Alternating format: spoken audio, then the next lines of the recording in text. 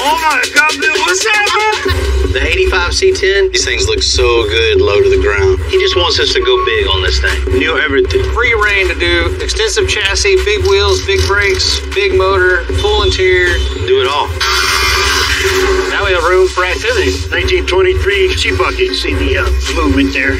He's out cruising, turns a corner, and the rear end breaks loose. You're lucky to be here. Oh, this is beautiful, man. I'm Bill Carlton. I built my first truck when I was 16. And ever since, me and my guys have been out here creating with our hands. Building the biggest, lowest, baddest custom trucks and cars in the game. People don't come here for what they need. They come here for what they want. This is Texas Metal.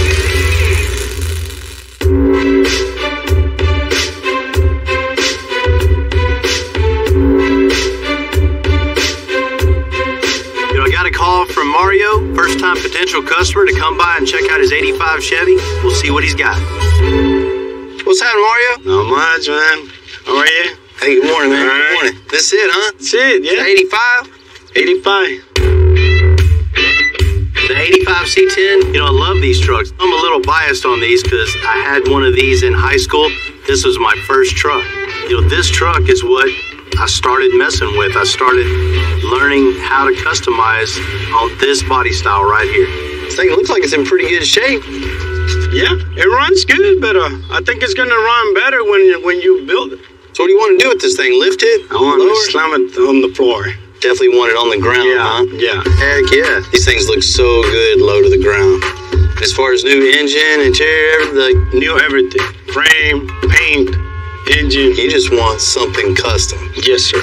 And I like that. Yeah. We can build you a full custom chassis, wide 24 by 15s on the back of this. Okay. 24 by 10s on the front. Lower this thing really low on a nice new custom frame. Okay. Just a total showstopper. Okay. You have any color preference in mind? I see you have the orange trucks. Yeah, my orange trucks, that's what I want. I see. You want this thing orange, so when you pull up at the job site, everybody knows El Jefe's here in the orange truck. Yes, sir. Yeah. Heck yeah, this thing looks 350. Man, Mario, so just chunk this. Just start with a brand new and something with a whole lot of power. We'll shave the firewall, come up with some nice, cool custom panels in this thing. Okay. Really, when you pop the hood, you just get that wow factor. That's what I want. Let's check out the interior of this thing. The interior is nice. Definitely can't have an orange truck with blue interior, so this has got to go. Yeah, it's got to go. The new headliner, new carpet, Yeah. new door panels will make this thing look good. In the bed of this thing, you're not going to be hauling anything to the job site. No, sir. Nothing like that. We'll build sheet metal panels all the way around this thing, smooth out the bed floor, and just bring the body color all inside thing to really make the inside of this bed look just as special as the outside and interior and the engine compartment. Long gone are the days just spraying a bed liner or just painting what's there. You got to come with it now. You got to create something totally unique and custom. And what do you think about my logo, a diamond? You got to have your diamonds. Should we put a real one or just put like a paint one? Man, that's up to you. You bring us a big diamond, we'll mount it in there. Okay. Now, This truck brings me way back. When I was 16, my dad got me this body style itself. Takes me back to driving around, listening to music real loud, and just starting to get the feel for customization. Thinking back in auto mechanics class, heating the coil springs, taking out leaf springs in the back, and just riding home with my truck super low to the ground. My dad was really angry with me. It's amazing to even think about.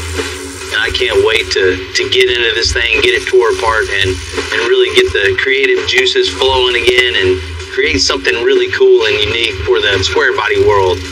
Every part of this truck is going to be custom, and it's going to be just like nothing you've ever seen before.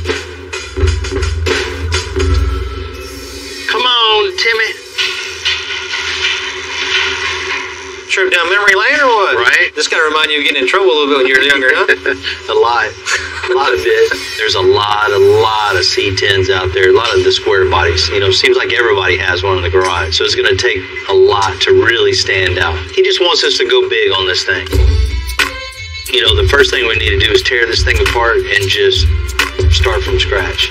Full chassis? Full chassis, really low to the ground. What's that turn them big old tires? Mario wants a Corvette engine, so I'm thinking probably an LS 7.0, you know, LS7, something like that. Oh, wow. Man, with that much power, you're just going to see a streak going down the road. Yeah, an orange streak. His company colors are all orange, so we're going to paint this orange also. And we're going to incorporate, you know, his company logo somewhere. As far as the interior, just gut everything in here. I mean, I love these trucks, but this is one of the ugliest interiors you can get. There's no creature comfort in there at all. These square bodies just have no style. We'll just take the cab and front end off this thing and roll the rest out. We don't need it. So basically, it's giving us a free reign to do everything. Extensive chassis, big wheels, big brakes, big motor, full interior. Do it all. Well, let's get started. This is going to be cool. Let me check the front. Back when I customized my square body 30 plus years ago, I wasn't at the level of making handcrafted chassis yet, but now we are. And Tim and Jamie are tearing everything out, including the factory chassis, so we can get a fresh start. So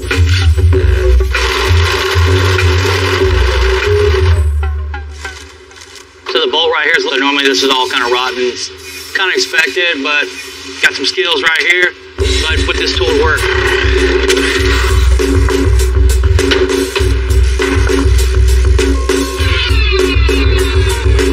Now we got it down, all the bottom's loose. Disconnect these two mounts, roll that over. So we'll start wrapping everything on top of the motor.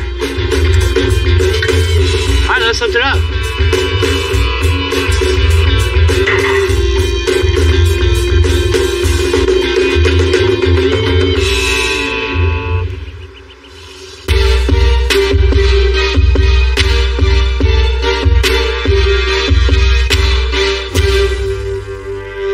Mario wants this truck sitting on the floor, and a custom chassis makes that possible. So I measured front to back and drew a sketch for Tim and Jamie to get going on. Now this is the frame for that blue square body. You know, square bodies always look good on the ground with a big tire at the back. You're a square body guy. I love them. You had a couple of them? Yep. Okay, so I'll get everything ready at the saw, and we can get to cutting. We're going to lay the two frame rails on top of each other so we know exactly where they're cut.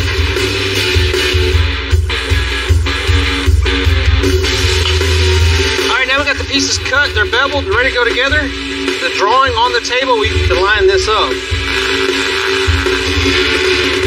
Bam, done. Now we can undo these clamps, go ahead and stand our frame up, start building it.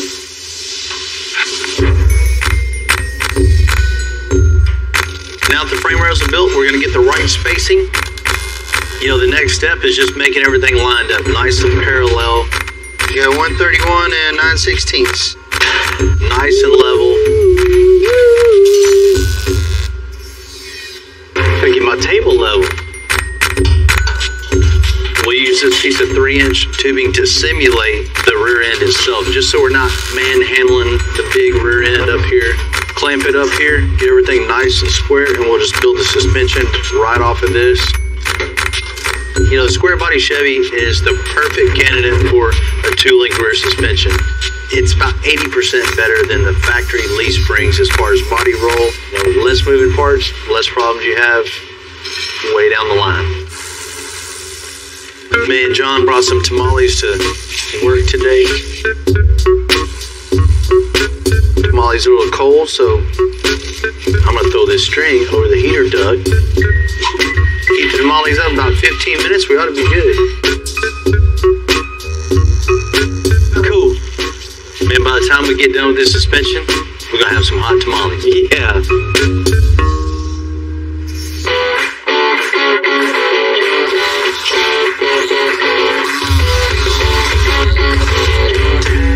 Ooh, damn. You know, frame's a little different. You know, we're at the very beginning stages of, you know, a full custom build, and the frame is one of the first things. This kind of kicks off the whole custom creative part of the process.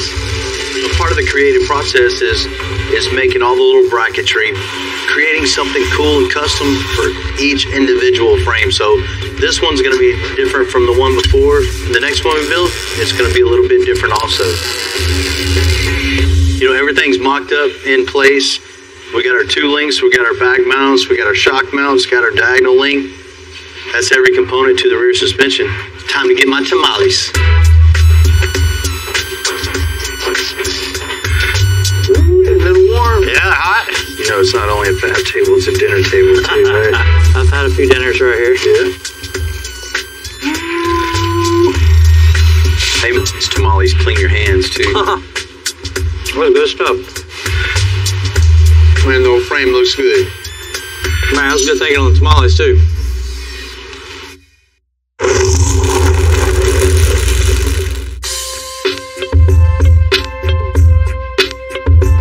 You ready? Oh, back. We finished the frame and rear suspension on the 85 C10 square body on the table. Now we're going to get up under the body and start making those mounts. All right, man, let's get this thing all nice and straight. A string line down to it, and then we start making some cab mounts. And we'll finish it over the front. Coming together, man.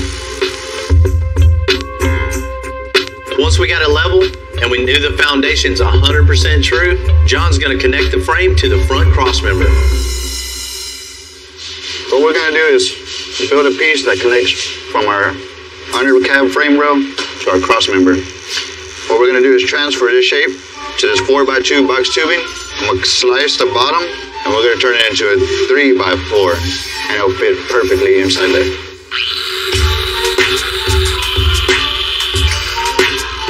This piece I just cut out, you can see how it's wider on this end than it is over here. So once I cut the other side the exact same way, we're gonna get this edge. Now we should be right. Oh, look at that, look at that. This 85 C10 just brings me back. Now on with the grind, cuz. I mean, no way we were at the level then as the level we are now, but with every craft, there's progression. And mine's been years and years in the making. And with all that experience, that means we can do it faster and better. Man, that looks pretty good. Now we can continue off the front of the cross member to the front core support.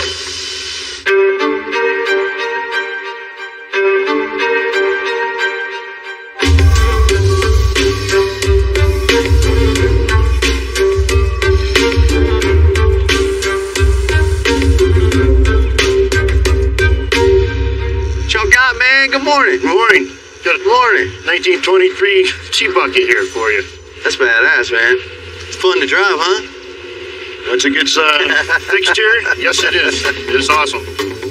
This is a fiberglass replica of a 23 T-Bucket that comes in a kit. You know, there's not really many safety options, if you know what I mean. It's got a 350 small block in it, putting out 400 horsepower. That's nice in something that weighs what? About 1,300 pounds. Yeah, like a go-kart. Yep. You know, I see it's holding something together, huh? Yeah. Well, I bought it a year ago on Halloween and finally took out for a nice ride. Took a turn, spun the rear end, crashed it right off. That woke you up, huh? Yep. Let's see what you broke here. Let's take a look at it. As you can see, the bungee cord here, holding up the suspension. Oh, man. And so, yeah, you can see quite the movement there. Yeah. Man, that is definitely not cool.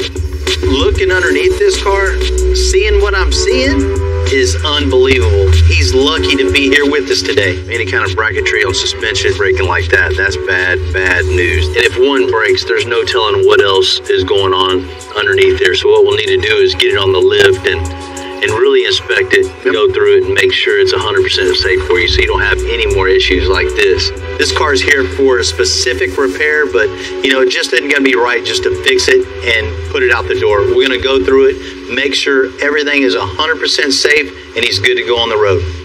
Maybe when we're done, we'll heat these tires up and see if we can test these wheelie bars out. I'm down for that. Let's go do some paperwork. You got it. Sounds good. You know, custom T-Bucket has just been around, I think, since the beginning of time. You know, these cars have been cool since they started customizing, and, you know, they're still cool today. You know, this car has the bare basics. All you need is some parts and a little bit of skill. And in this case, very little skill.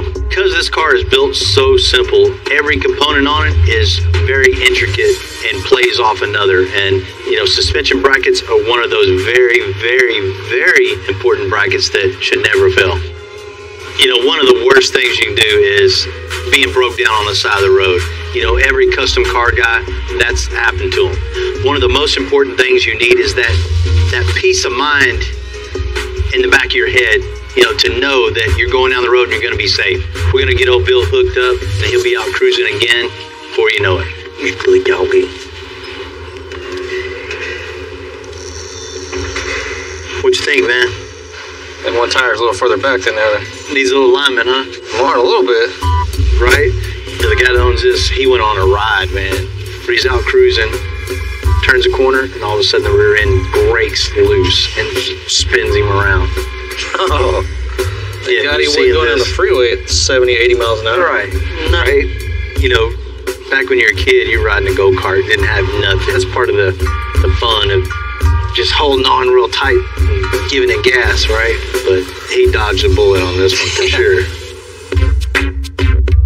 Timmy, you know, the first thing we need to do is get it in the shop, get it up on the lift, and let's pull the axle out and just completely slick it. Let's cut all the old bracketry off so there won't be anything there that can fail later. We're going to start just totally fresh, make all new brackets, all out of 1/4 inch, make it super strong so there's nothing ever going to go wrong with this ever again. While it's up in the air, we'll inspect everything just to make sure it's 100%. Give him that peace of mind back. After a traumatic incident like that, you know that's going to be in the back of his brain. Like, oh my God, am I going to wreck again? Anytime you feel any bump, it's going to be... Yeah, it's going to be that way in the back of his head for a while, for sure. Yeah.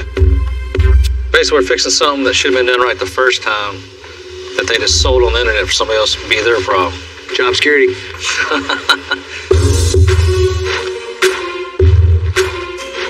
The only way to see how broken the bracketry is to take apart the rear suspension. So I asked David to do just that. First piece off, 300 more. You can see how, look, they'll be driving down the road like that. Nice and neat. Yeah, I don't even have to do anything. This wasn't tight at all. More and more I'm under here, the more and more you see stuff that ain't right. Look at this. This is not even, the weld is just breaking and cracking right here. It's horrible. If it wasn't just one bracket, it was going to be another one later. This is terrible. I've seen high school shop classes better than this.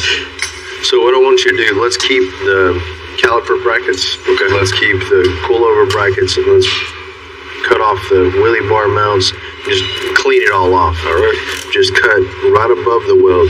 I got you. You know, that way we're not gouging down in it. Just cut the bracket totally off, and then you can come back and just wash the weld off. And a lot of people try to get side to side and do that, but you're gonna blow chunks out of the housing itself. So cool, let's get this thing out and get to cutting. And that just goes to show you, when you buy a car online, don't just get in it and punch it, hold it to the floor, and just hope for the best. I mean, you really need somebody to look at it, inspect it, and make sure it's safe before you ride.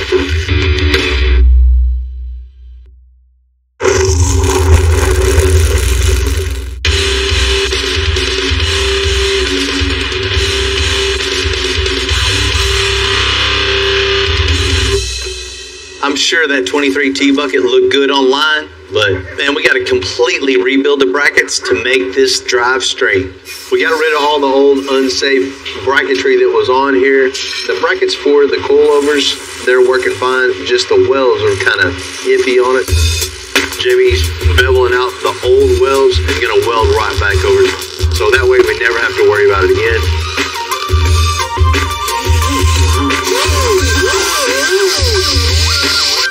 Then we can get into the car, start building fresh. All the way in right there.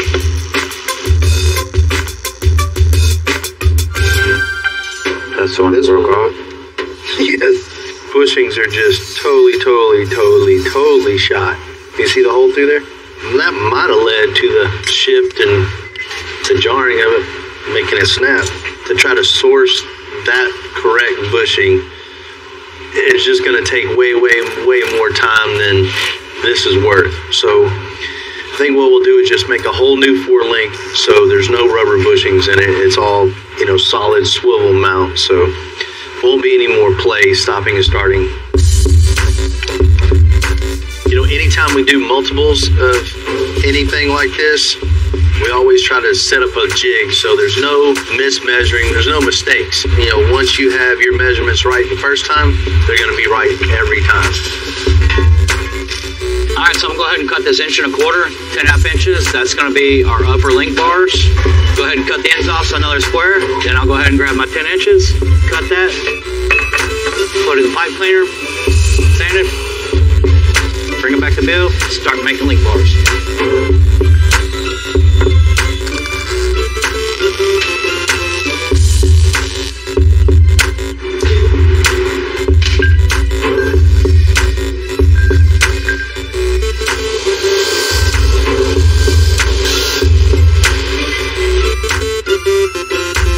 So you can see I got my bungs welded in, got my heims in, now we got 2 identical link bars.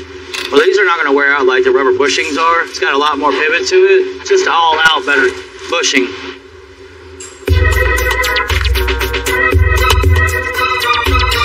Up the front end on the 85 square body.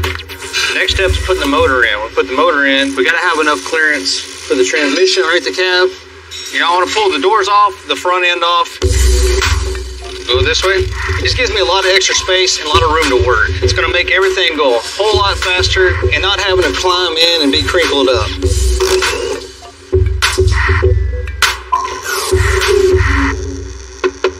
Check out these gems.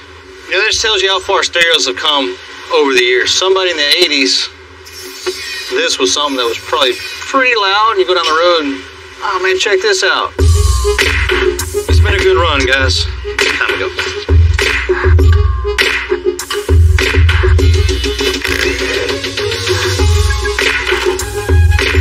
And now we have everything stripped down. Gives us plenty of room to get in here. We're gonna need to cut this out because the new transmission running. We're probably gonna need about 6 or 8 inches in here to clearance it and put the body all the way on the ground.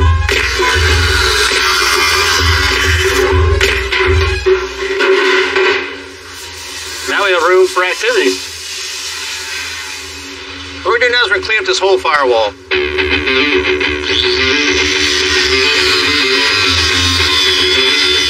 going to get rid of all pocket. This pocket's to make the water drain off from the windshield.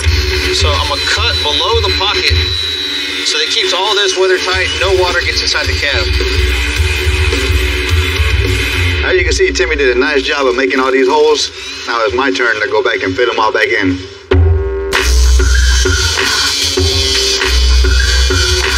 I need a panel on there so I can place the bulkhead fittings that go from outside the cab AC to inside the cab AC. Seems legit.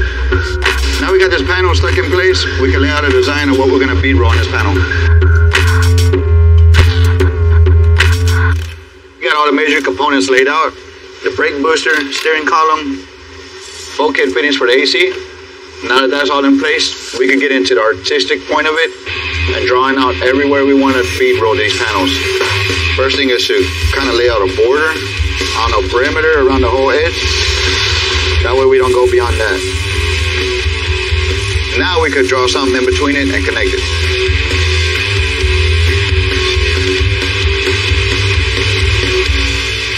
Now we got our designs laid out, we could take it over to the bead roller and follow the rows on these lines and make some beads. Full throttle, baby. Then cut the holes out. We want to keep these plates solid, so when we form it with the rolls, it doesn't over warp the panel more than it should. We have our pattern transferred to give it this 3D contour with the bead roller. Not only does it give it style, it makes it a lot stronger. Now I'm gonna move on to the second one and get these put back on the firewall.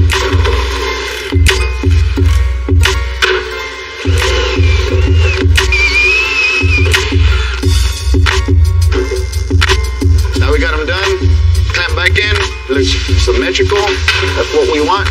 I think we feel loaded in.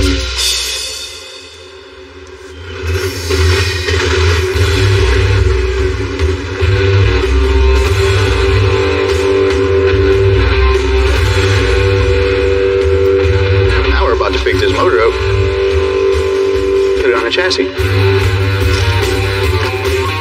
This big 6.0 LS is going to give this square body some get up and go.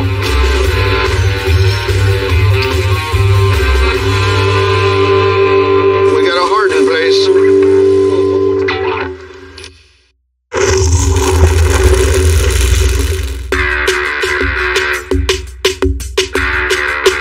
The 85 C10 built frame and suspension all mounted, and now the guys are getting going on slicking the bed out.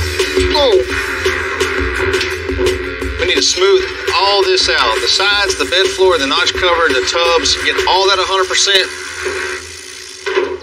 10 mark lines on every high part of the bed. And what we're going to do is draw straight lines on this panel, and we're going to drill holes.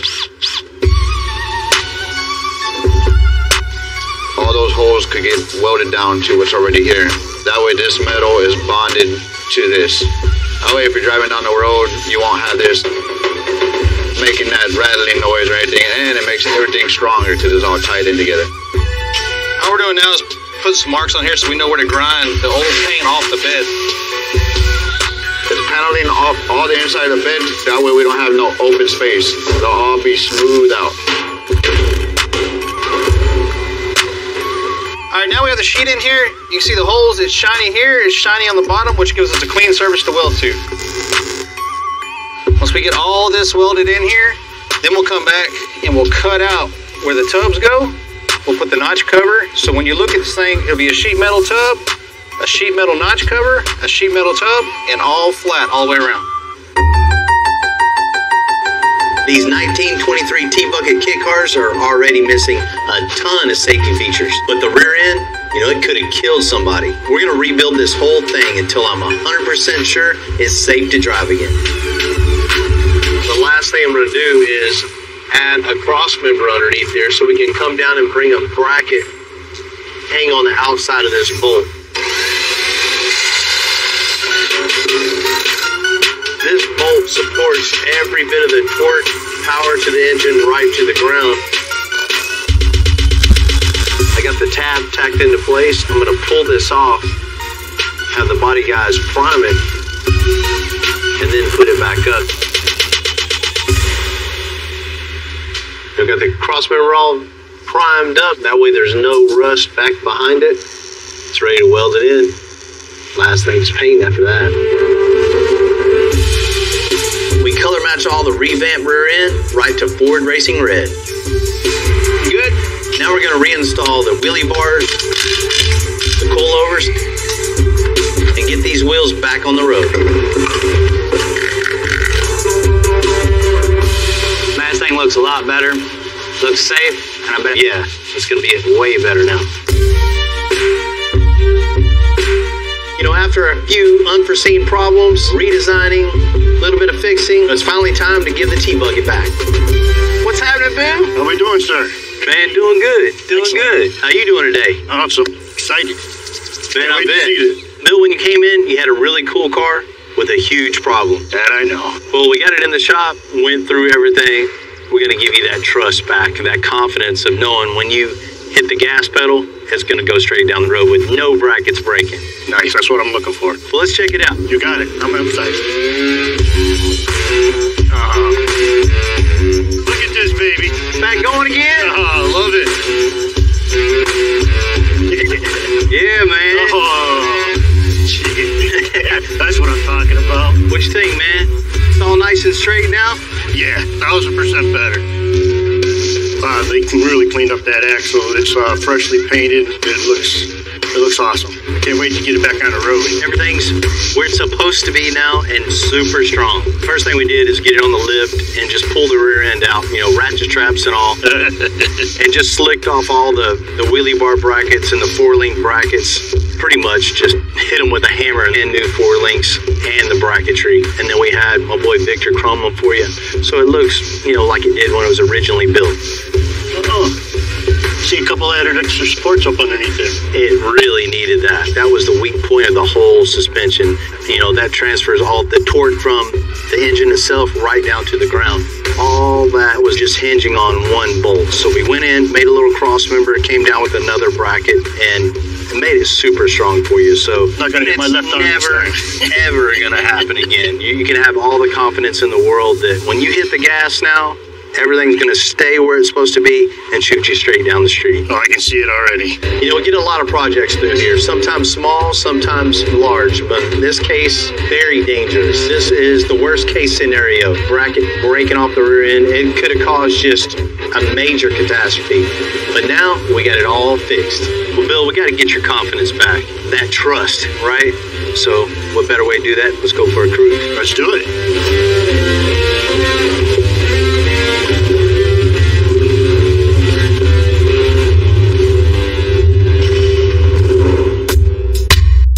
You know, it's really satisfying to get the T-Bucket back out on the road safely. And, you know, it's become a tradition. Shane. Since you're new guy at the shop, this is your christening right here. It's kind of leaning over one side, so I'm thinking we're going to go up on this side a little bit.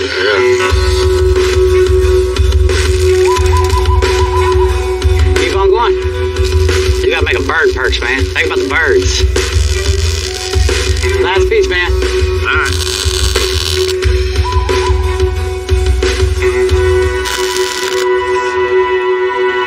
Boom goes the dynamite. Nice. Welcome to the team, man. Appreciate it, man. I'm glad to be a part of it, dude.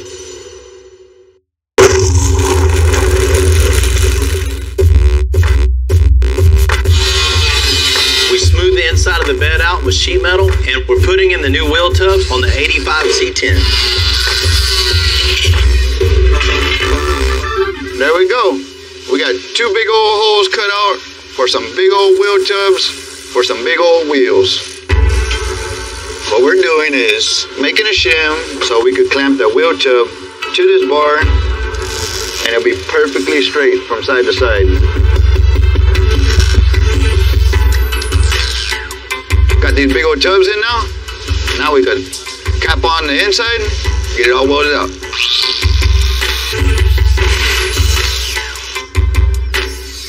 Use a scribe that does a fine line. That's going to carry this radius 100%. So we cut it clean. We'll put it up here, we'll butt it. It gives a nice clean weld and it's a nice fitment. Now we have the bed sides, the bed floor, the wheel tubs, the tub fillers. Everything's tacked into place. It looks really good and it's time for a whole lot of welding. 14 3/4, 2 tons. John and Brian are making some killer sub boxes and kick panels. So got the 85 square body C10 ready to go. So what I'm gonna do is I'm gonna start with the subwoofer enclosure. With that, I'm gonna try to keep it as small as possible. We're gonna make 2 enclosures, tuck them into the corners. Got my template made for my kick panels. Let's transfer this into some 1/4 inch, get my first base for my kick panel mounted up. Kick panel is down by where your foot is, where the emergency brake goes. These are big blank areas in this 85 Chevy, so we need to cover them up with something cool. Next thing I gotta do is take my 3/4 inch MDF that I'm using for the baffle, and I'm gonna kerf it. That way I can get it to make that nice curve around the front of the box. Fendi wood. Get that nailed in and we'll get the hole cut. So these little chunks, so that I can get it to roll with the curvature of this kick panel here. And we'll trim it all down, shape it, body work it all in. So we got the holes cut out in the box. Kerf looks beautiful. All we gotta do now is close up the wedge on the top. We'll be ready to get it molded in and wrap it and send it out the door.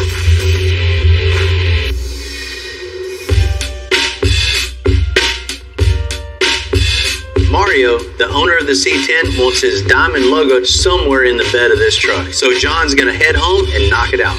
Just getting off of work, making my ride home, but the day ain't over yet. Got me a little bit of homework. Working in the type of business like I'm in, we don't have 9 to 5s. We have 9 to whenevers. I got a CNC at home that I love messing with and try to knock this out for the guys.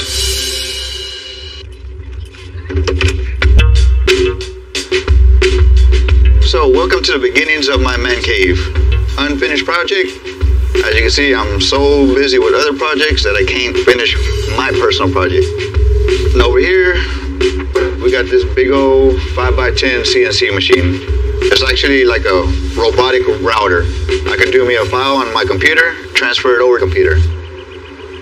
So this is our diamond. See all the facets.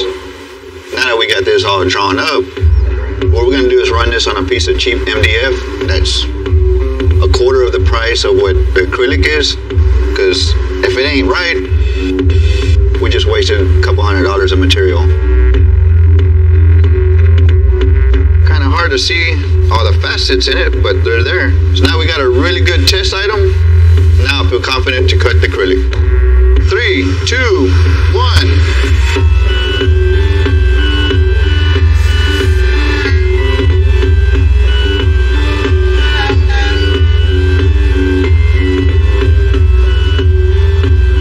Ready, folks? Man, it's still heavy. Here we are with our finished product. It looks nice. This is gonna look really good in the bed of that C10. We're done with the metalwork on the bed, so we're gonna move it over to body and paint. Everything's being painted in Mario's company color, orange. Catch some attention with this color right here. We went with the light tan color powder coat on the frame to contrast all that orange and match the interior perfectly. Get all the components done. This thing should be a roller pretty quickly. We officially got a rolling chassis. We're about to make it roll. Set it on the ground, get that engine on. One thing I've learned many years ago, no matter how long you work on a build, like the months and months on this 85 C10, the last little bit is always the hardest. But it also can be the most satisfying when it all comes together. I know Mario's gonna love this truck as soon as he sees it.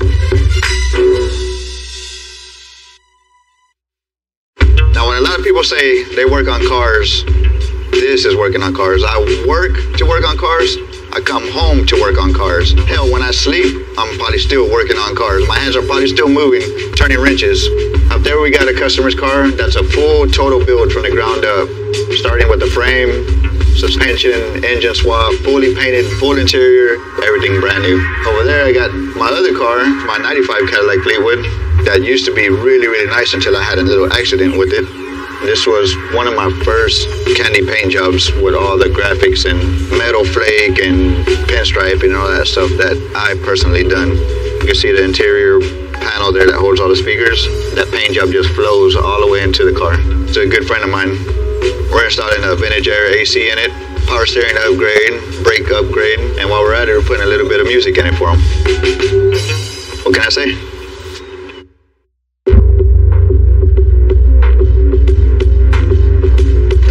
We put a lot of energy into Mario's truck. Huge transformation. There's no way he thinks this is the same truck. This has to be beyond any dream he's ever had of a custom truck. And now it's time for him to finally see it. Mario, what's happening?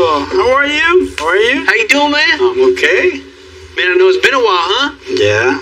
Man, Mario, a while back I came out to your place and, checked out your project that you wanted to get started on, the old square body truck. It definitely wasn't a showstopper by any means. Yeah. Right? But, we've been working on it for quite some time, and I think you're going to be very, very, very pleasantly surprised to see this truck, to see how far it's come. But, man, you ready to check it out? I'm ready. Let's go check it out. All right, let's go.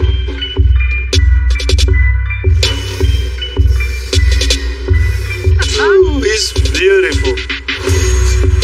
Man, when that door opens, wow, it's a beautiful truck. I can't believe that truck came out so nice. No more blue, huh? No more blue, orange. Mario wanted his truck to match the rest of his fleet. We went with a custom mix orange with a little bit of yellow pearl. It looks perfect. This brings me way, way back to my first truck, and that's just something that I just love. Once you sit it down on the ground like that, it just makes people want to go over there and check it out, right? Yeah. I mean, you can't stop looking at it. And no matter where you look, every inch of this thing is customized.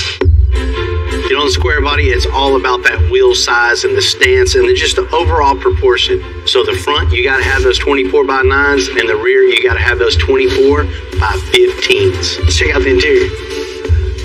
Man, whoa, this is nice. Gone is the old blue, right? No more blue. No Can't more blue. have that. You know, the color's been brought into the inside also with that tan saddle interior. We replaced every single part and piece in here.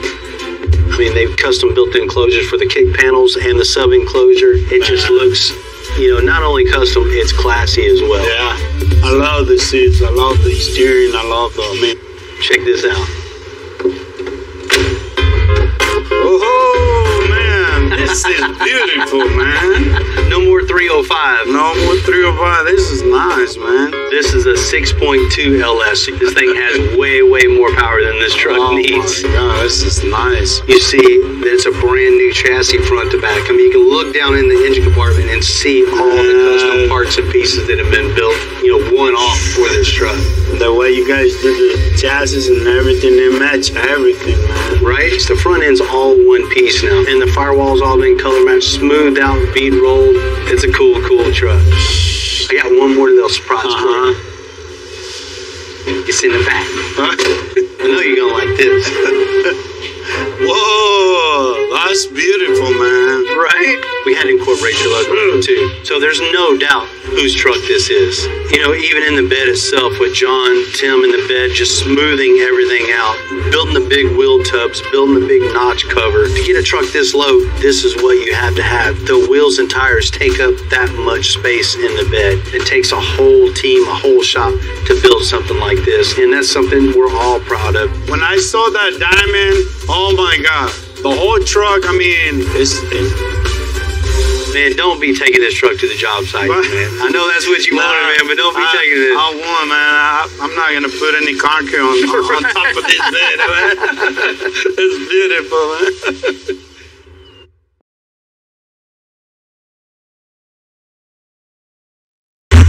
Let the Bronco game begin. 1974 Ford Bronco. This is my baby. This thing's a fun truck, but it's definitely not a fun truck. We're going to rip every bit of this totally out and just start over. We're going to bring this thing into the 21st century. Great Coyote. Should be putting a little over 7 after the tuning. It's a big old motor in a small little place, man. The side-by-side is great to get out and just have a good time with the family. It's time for an upgrade. I want to build an all-tube buggy. If this isn't a ground-up build, I don't know what it is. Oh, look at my girl. Look at my girl. I'm Bill Carlton. I built my first truck when I was 16. And ever since, me and my guys have been out here creating with our hands.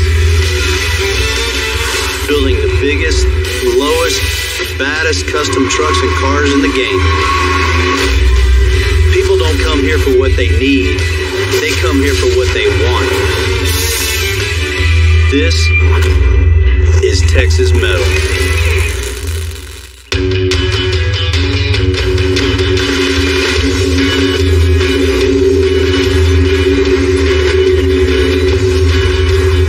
Like seeing a new project roll through the doors, especially, you know, a cool Bronco rolls up, but popping out of the driver's seat. The beast has landed. Bill, is Ted Nugent. Are these the greatest trucks in the world? They are, man. I'm a big fan of the Broncos for sure. Original Bronco, it's an icon, man. And I've been Broncoing my whole life. I got my first one in 1970. I got a 66. I got a 73. I got a big Bill Strop fire-breathing 90. I've always had Broncos. I love my Broncos. But this one I've probably had for 30 years. My beloved 1974 Ford Bronco. This is my baby. What you guys do here are miracles of wrench dreams, and I can't wait for you to turn my beast into my dream. What are you doing with this? Well, I want it to always be an old Bronco. You know, the look, the history, the icon. I want it to be tough, dependable highway and Baja. And I know you can do it. I've seen what you've done. Absolutely. Probably a lot more horsepower, a lot more torque. I got something in mind for that. I bet you've got something in mind for horsepower and torque. Bottom line is I want performance and fun. I want... Or has been all his life. He's had these things since these things were new. So he knows all about the Broncos and he knows exactly what he wants. So power. Performance. Reliability is a given. Number one. So underneath this thing, we're just going to rip everything out and I just think start so. fresh. Drive line and drive shafts, heavy duty stuff. Everything 100%. Yeah. Just bulletproof. Yep. Well, I need a Baja capable suspension as if I was going to go race in an off-road race, which I did for about a dozen years. What are you working with under here? I know you pivot as I do on the heart of the beast. And here we have the heart of the beast. It's a beautiful 360 stroker that really performs well and delivers close to what I'm dreaming of. Popping the hood on this thing, you see the engine that's in it. It's all right, but this is for Ted Nugent. It's got to have a lot of power. I think the best thing to do with this is just rip all this out. Every bit of wiring, the engine, the trans, and just start fresh. Bill Stropp would be proud. This is going to be fun. I know black trucks are cool as hell, but I've seen some of yours. Deep, dark bronze, copper, and all the accessories keep them black. How am I doing? I'm just a guitar player. That sounds pretty good. That sounds real good. The bronze look on this thing with black accents. That's my Freedom Eagle. This is my Freedom Eagle. I know this might not be preferable to some custom truck designers, but when you're all done, put my Eagle back on. All right, you got it. So what do you got on the interior of this thing? Well, you know, you and I share a dream on the exterior, and I'm sure we share that dream on the interior. The stock Bronco seats are awesome. The speakers are too big. The roll cage, you're going to have to extensifize for me. But I want you to recommend stuff every step of the way, because your trucks are the best I've ever seen. Well, I already know what to do. We're going to rip every bit of this totally out and just start over. New gauges, new steering wheel, new everything. Something just comfortable. I've had so much fun working on my trucks all these years, and I know these guys at Extensive, they love their work. This is their dream job, and this is my dream project. We have a dream, and we share it. Bring my beast to life, Bill. You got it.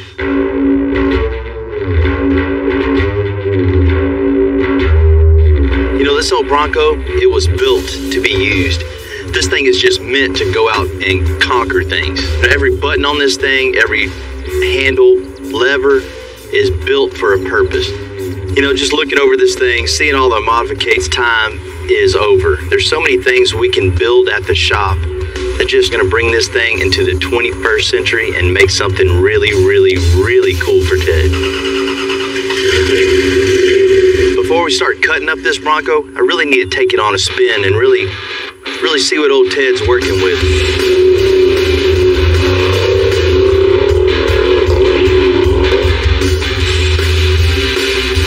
When I'm out on a test drive in the vehicle like this, you kind of feel how much power it has. You feel how it handles, how it just drives down the road. You just kind of see where all the improvements need to be. In this case, everything needs to be improved. This thing's a fun truck, but it's definitely not a fun truck. It was good in the past, but now it isn't cutting it. As you can see, didn't take much to get this thing stuck. We're gonna get it unstuck, get it back to the shop so we can cut this thing up.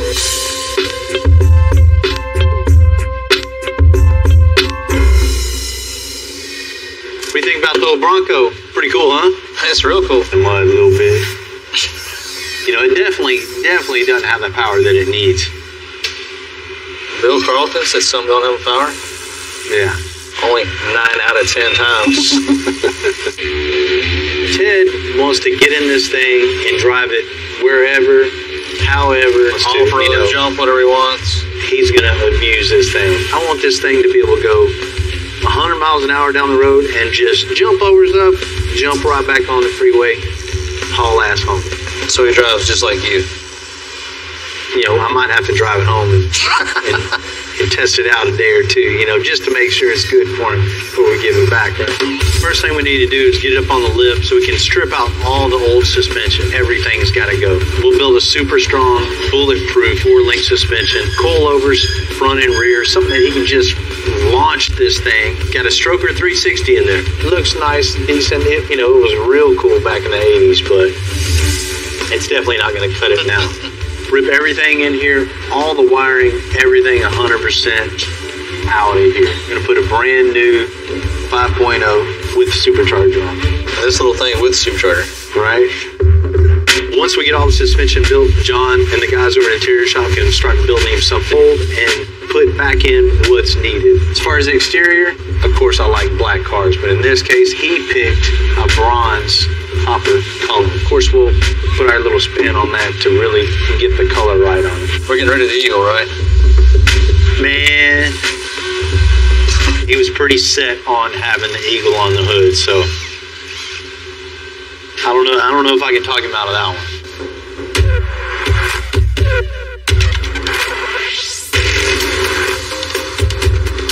Ted's definitely made updates to this Bronco over the years.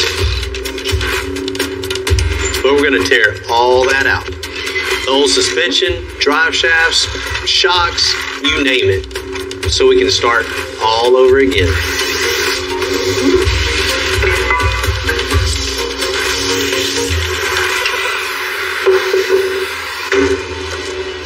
Well, there is a bunch of stuff in here. Bunch of everything bolted down. What we'll do, I guess, is take the hood, flip it all the way back, and then pull everything out from the top.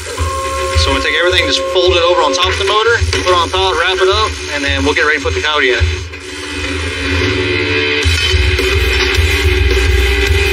Jamie, watch your fingers, listen. All right, back up. Let me see that, Bravo. Let the truck down some, just a little bit.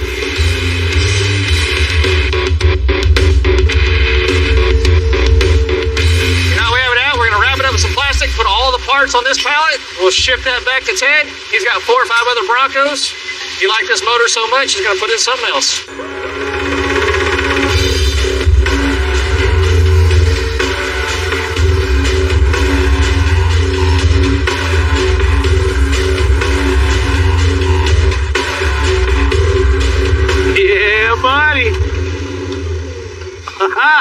Look what I got for you today. Crate Coyote, a little supercharger on top. Should be putting a little over 7 after the tuning. This thing's gonna be a huge improvement to what we pulled out of that thing. This is gonna be 100% American flag waving rock and roll.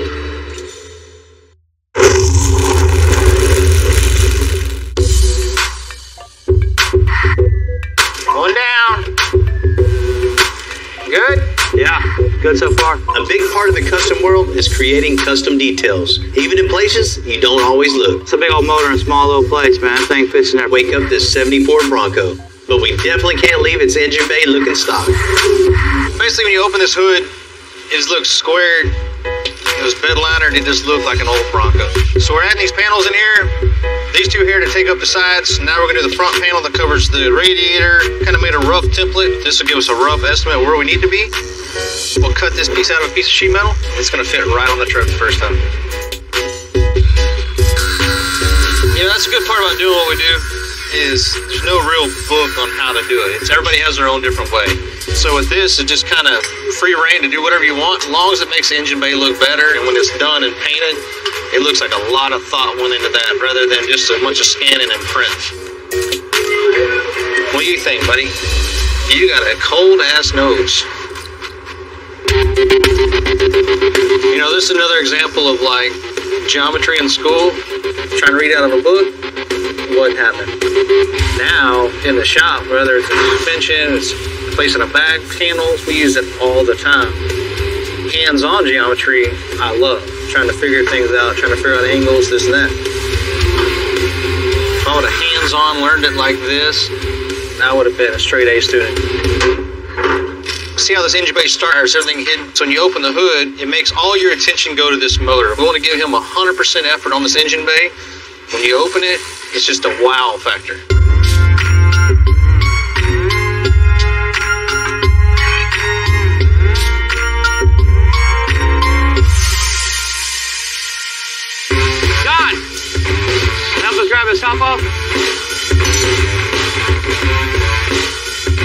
Bronco just isn't for show. So I have Tim and John building a custom lift that's going to give this Bronco a ton of travel and going to ride super smooth. So in the back of this Bronco, we're doing a triangulated 4-link instead of just your traditional parallel 4-link with a panhard bar. And what we got is our lower arms starting out wide, coming in towards the frame, and the upper arms starting narrow and go wide towards the frame. And that's what keeps the rear end centered underneath this truck. In my honest opinion, this suspension design is way better for like off-roading or jumping stuff.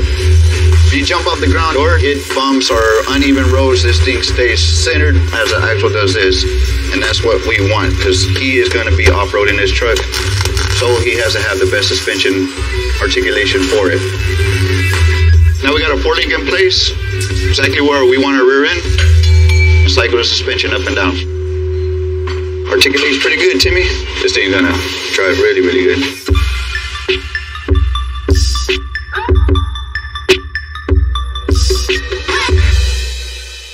So when this Bronco came in, it was originally leaf spring, where the leaf spring held the Bronco up.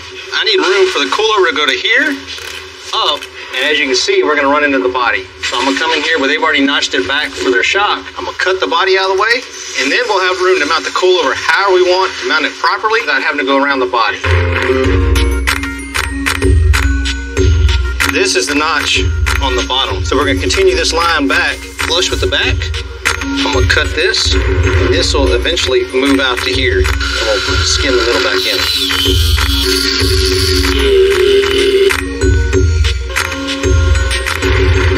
As you can see, this thin wall tubing definitely was not gonna hold the truck up. So it's basically made for a shock, not for a coilover. Off-roading's come a long way since this Bronco rolled off the lot in 1974. And while we're bringing the suspension in the 21st century, John and Brian are going to update the interior. What's up, man? What we got? We got parts. We got a new project going on. What we got today? So, man, I'm thinking on the heat shield? AR heat shield. What I'm thinking is we take these and use these as armrests. And we can take these rail mounts and get these mounted to the door. Take this with the Picatinny rails in it and bolt it in place. And then solid. Yeah, and then down on the bottom of this door, just to break up that flatness. Yeah. Well, I'm thinking we just take out of some ABS plastic and make our own Picatinny rails. We just wrap the door panel over top of those, and this thing will come together pretty quick. Let's get it. Got my piece of ABS here. What I'm fixing to start doing is I'm gonna put this on this table saw. With this dado blade here, it'll cut us the right width that we need to start making our mock-up Picatinny mounts out of plastic. But now that I've got this panel all cut down to mimic the Picatinny rails, now I gotta cut it into thinner strips so it carries the same design all the way through.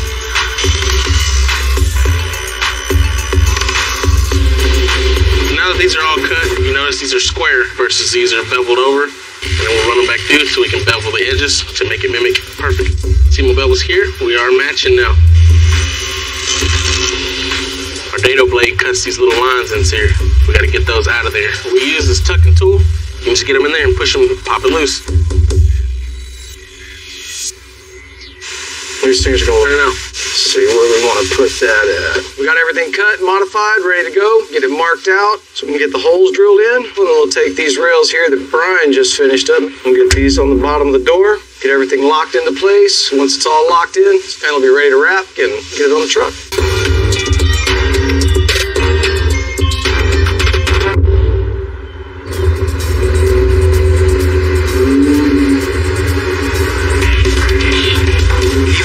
Busy as we are, I gotta make a little time to take the kids out to nature. You know, just clear my mind.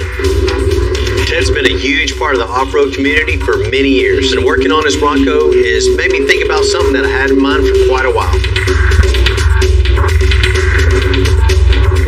You know, it's no secret, I'm kind of hard on my vehicles. I hadn't found one yet that'll hold up 100% of the time when I'm driving. So, I'm gonna start building my own. I knew it. It's time for an upgrade.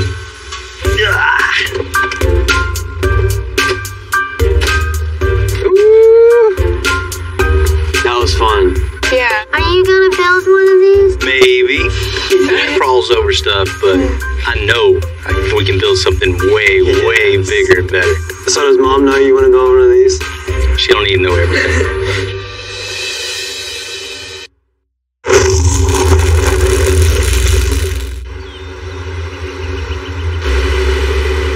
You know, I've been thinking about this project for quite some time. You know, after taking the kids out, this project I'm getting really, really excited about. Side-by-side game has just gotten unbelievably crazy. I mean, these things are 1,000cc, 170 plus horsepower right out of the box. It feels like you're, you know, in a slingshot. But still, those things are very limited. There's always a belt gonna break, ball joint gonna snap every time you take them out.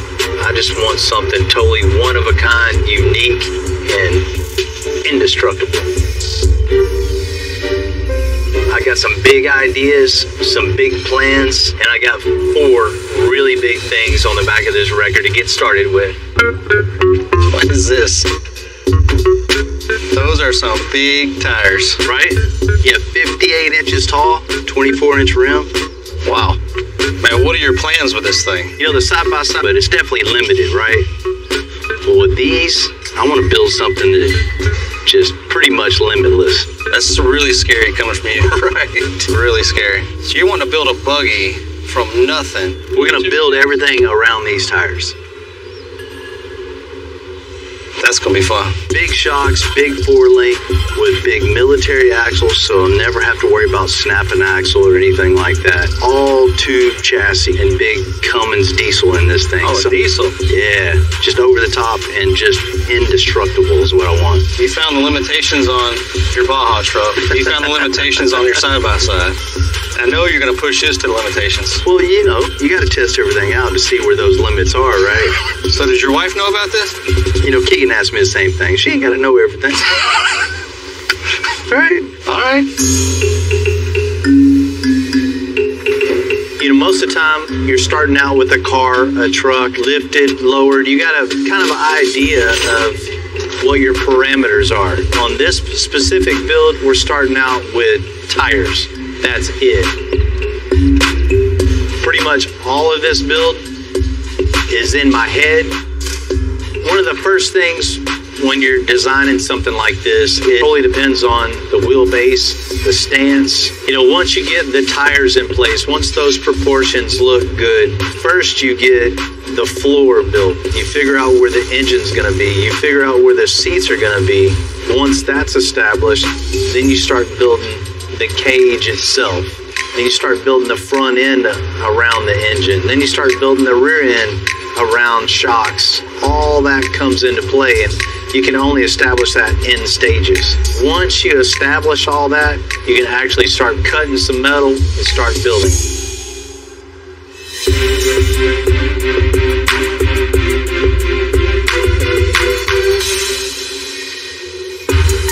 Finish the custom 4-links on the Bronco. Now John and Tim are going to make rear shock towers. Now, due to having a tall, long travel shock, we have to go higher with the shock mount. So we had to build this hoop that's going to get welded to the frame and raised up about a good 10 inches higher, so the top of the shock come out way up in the truck, which is going to give us the distance we need from here to the axle to accommodate that long travel shock. Right to about a half inch from the bottom. Now we got our shock tower in place. All we gotta do now is make our shock mounts to attach the shock from here down to the axle. Are you done now? So I'm waiting on you.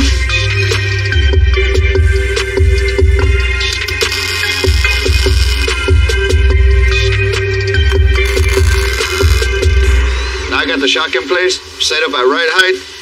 Now I just gotta add some reinforcements to the shock tower that are gonna go a little something like that and connect it down to the frame. Put me some reference lines up there, get them spaced right. Got cut on that line there.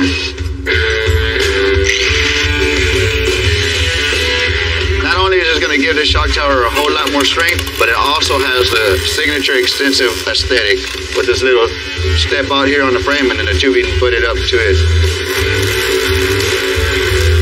If you see a style like this out on the road, you know this came from Extensive. abuse the crap out of this Bronco. So he's gonna need some good coilover shocks to go with this heavy duty suspension we're building on it. These ain't your ordinary shocks you go pick up at an auto parts shop. These are designed to take a beating. Anything he wants to drive it through, this shock will handle.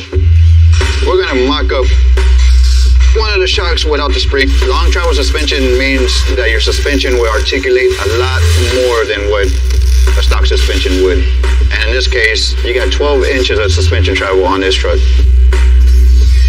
Wish I had 4 of them for my truck. Then I'd paint it and wash it.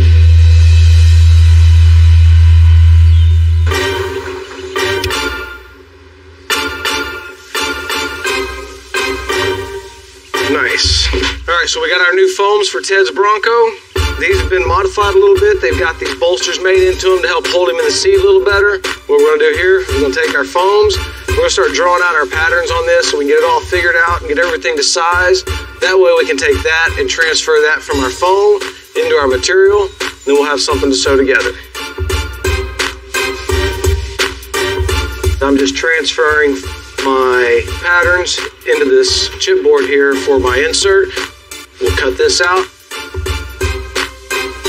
So what I'll do is I'll just use these pieces to get everything lined out and drawn out on top of my vinyl. All right, got it all drawn up, everything's laid out. Next thing I'm gonna do, sit down and start sewing. Put some thread in this material. Pretty intricate on this because your last stitch will land exactly on the point where you want to turn. Because if you're off on your turn just a little bit, it won't line up with the next line. Then your whole pattern gets off.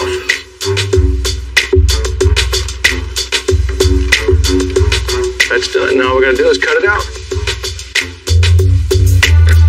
All right, that's one piece of one part to the many parts we have to make. So I'm gonna get started on this. We'll get everything transferred on the rest and get them all cut out and start sewing them together.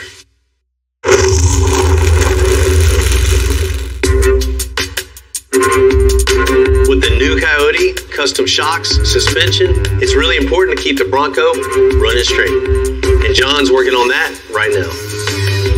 Now that we're done with the suspension, all we gotta do is add the steering shocks to stabilize the steering.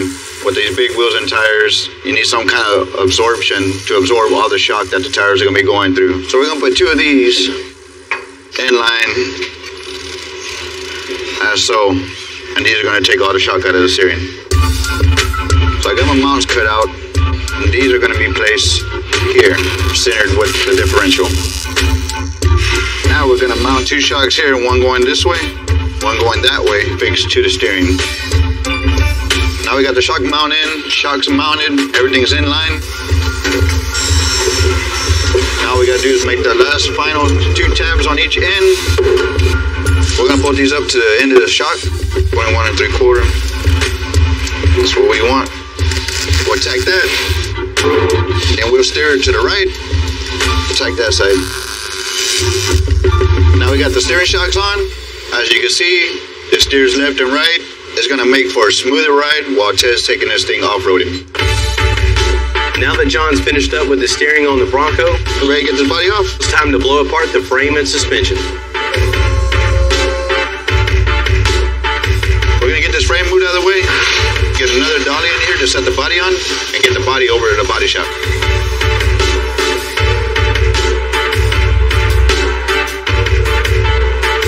We got the chassis out from underneath the body. We got the shocks off out of the way. It's time to finish welding everything out since everything's just tacked in place for now. Get that all welded out, get the engine off, and then this will get sent off powder coat.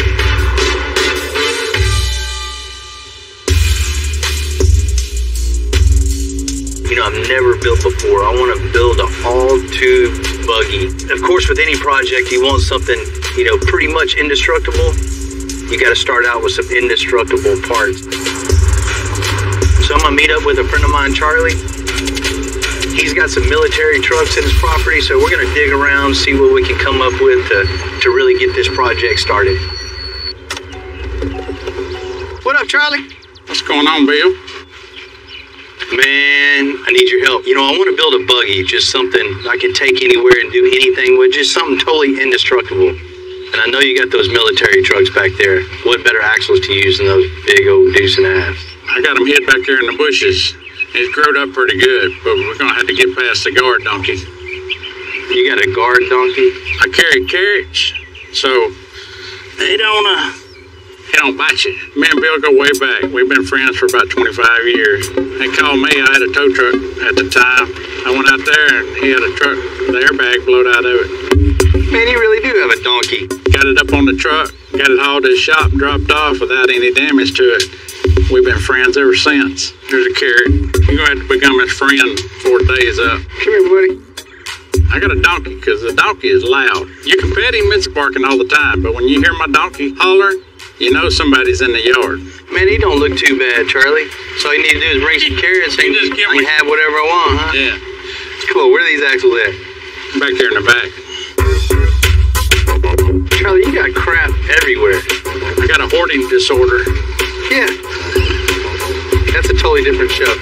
This place, been here about 20 years. I collect a little bit of everything.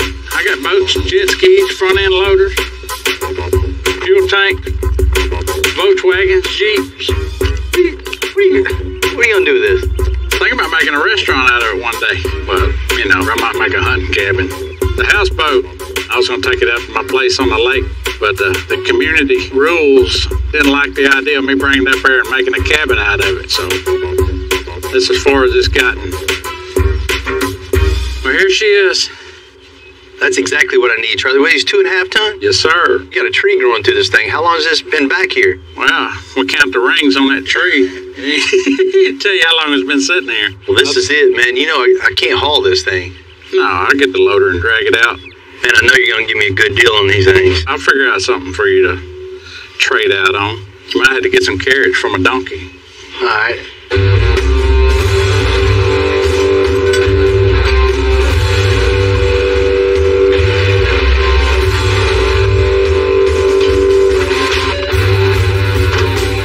Since these have been operational, so we'll need to fix them up. But these axles are exactly what I need for my buggy. If this isn't a ground up build, I don't know what it is.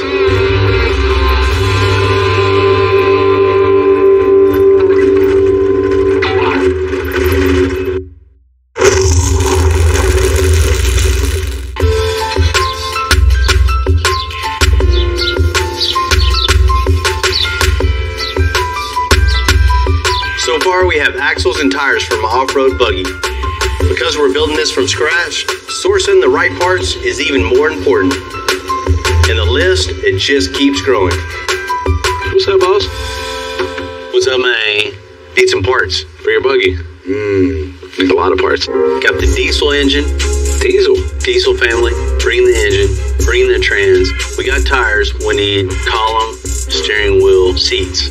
Because all of the builds in my head, each part we get just kind of influences the next one. We need wheels. We need big wheels. Gotta have to make them. Yeah, we're gonna have to have somebody make those. Yeah. Shocks. We need big shocks. So like some big 2.5 or a 3 with a big remote reservoir. Correct. That'd be cool. Yeah, you already know. Once we get all the parts, we can go to the next phase of design and start building something we've never built here at the shop before. And we'll get there. I promise you that. I think that's a manageable list. I think I can knock that out pretty quick. With this being a personal build and us being as busy as we are, it's going to be slow and steady. You know, I finally want something that will hold up to my driving. That's a tall order, but right? That's what we got to do then. That's what we're doing. Right on. I'm with it. We're doing it. It's going to be awesome.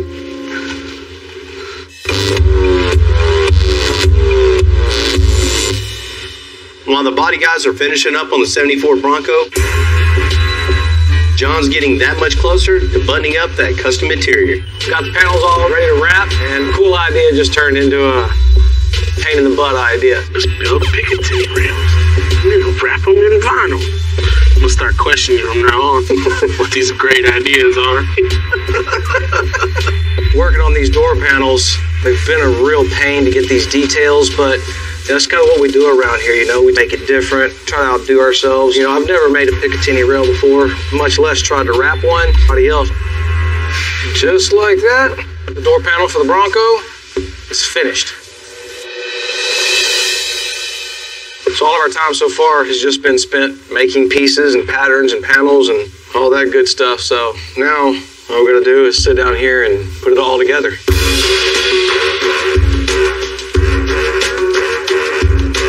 We wanted to personalize these a little bit for Ted. Had the embroidery shop embroider his logo directly onto it. It's gonna look pretty cool on top of the seat. All right, that's the last pieces of the covers for Ted's truck. Test fit these, just make sure they fit just right. The logo turned out really nice up here. Gives us a nice personal touch. Everything worked out good. The lines are nice and neat and straight. Get this thing buttoned up. We'll get them in the truck and we'll be just about done.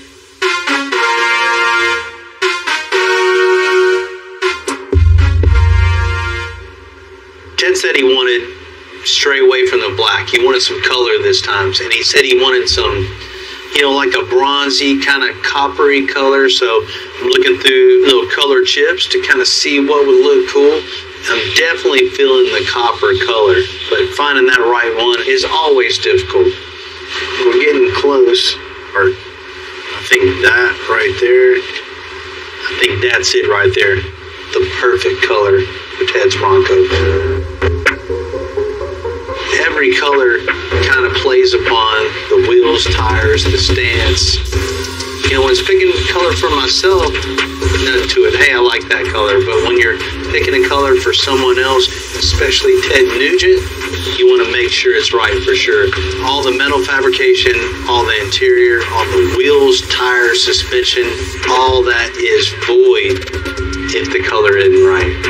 So this is a crucial stage in any build.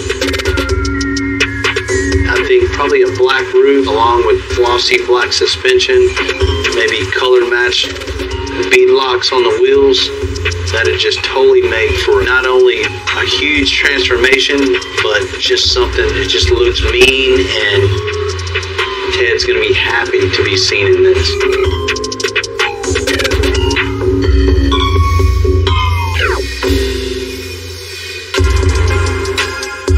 Said he wanted to transform this Bronco into a beast. And seeing the rolling chassis come together, new wheels, tires. Too much, right there. You know, I don't think you could call it anything else except a beast.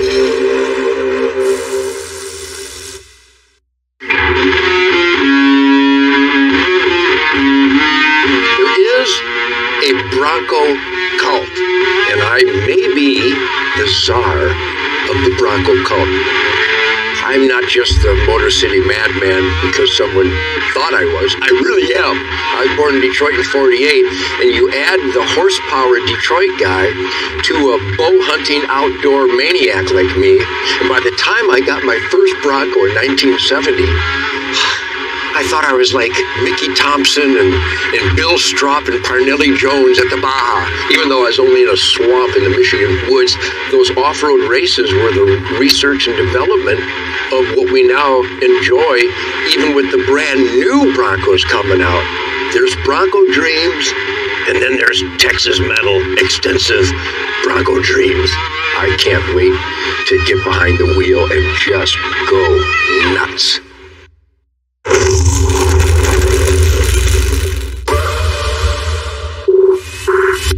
74 Bronco. But before we give it back, I want to surprise Ted with one more detail that I know he'll love. That's a whole lot better place than the hood. That's pretty cool. Freedom Eagle.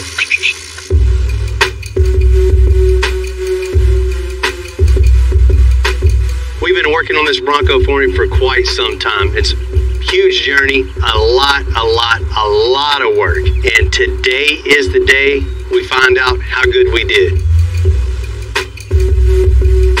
If we did all right, or if it's Ted Nugent approved. Bill, good to see you. Man, good to see you, man. Good to see you. I can't wait to see what you've done to my girl.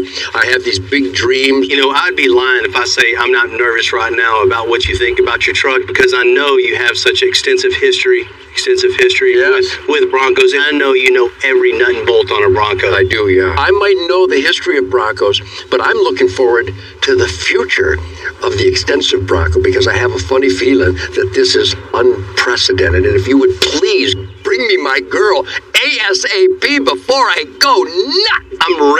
I'm ready to show you this. We've been all working hard. Begin. Let's check it out. Oh, look at my girl. Look at my girl. Bill, you're my man. You're my Bronco daddy. Oh, praise the mighty Bronco. This is a dream come true, Bill. And thank you so much. This is exactly what I envisioned. Say hallelujah, Bronco cult everywhere. It sounds beautiful. It looks beautiful. It smells beautiful. Wow. Congratulations, gentlemen. You're my Bronco czars. I'm glad you don't play guitar. I'd have to quit. You pushed my limits. You beat the living out of me, man. This is, I just love this. His reaction totally sealed the deal. We know we did a good job. First thing, you know, it was a nice truck, but we had to get it up on the lift and just rip everything out. Yep. Everything is 100% brand new. The long four-link bars, extended travel coilover shocks, so you can take this thing through anything and ride comfortably.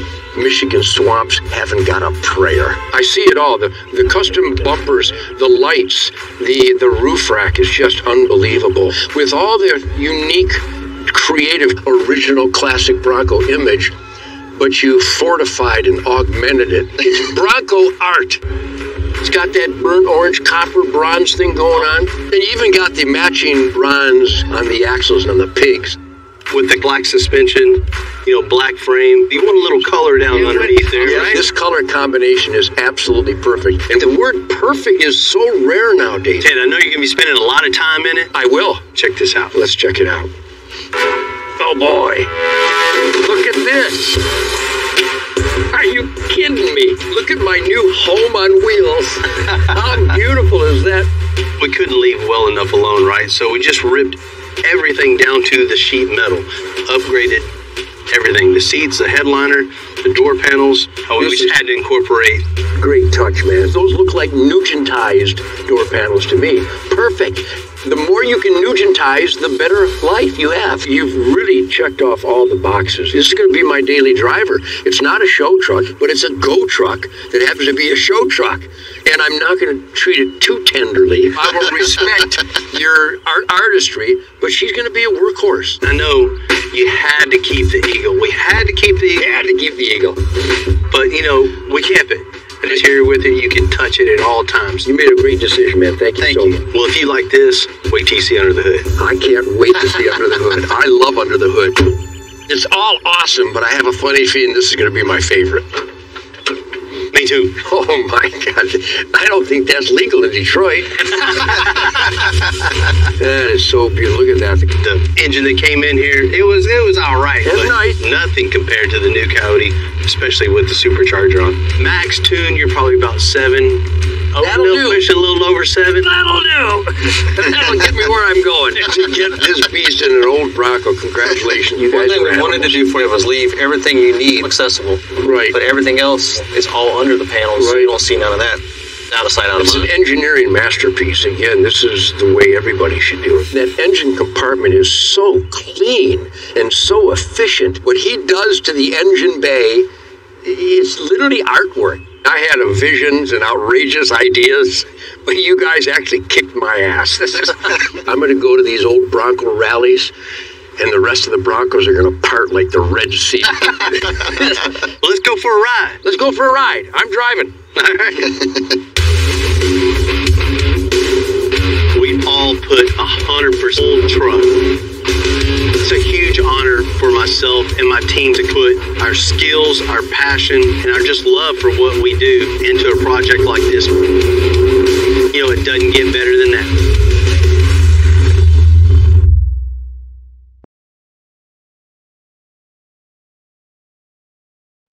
I've done a couple things to her to make her stand out. Like, you're about to see. Did you steal the wife's car? Yeah, we gotta get it down on the ground. We're going to be the first ones to have a Pro-Charge 2021 Escalade. Most people want to keep it as quiet as they can. Not Bill. Authorized sound of Escalade. So this is a 46 Ford Coupe. Recover the seat, little dash pad, be good. When I say everything, this is everything. I want to drop it all the way on the ground. The air suspension on it, late model 5.0 in this thing. It's a total surprise for Ryan's dad. Total surprise. She looks really pretty.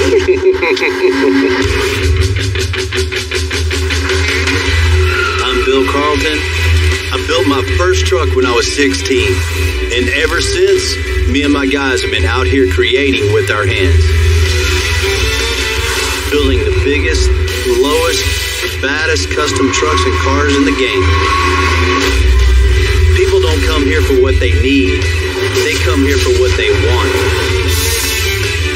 This is Texas Metal.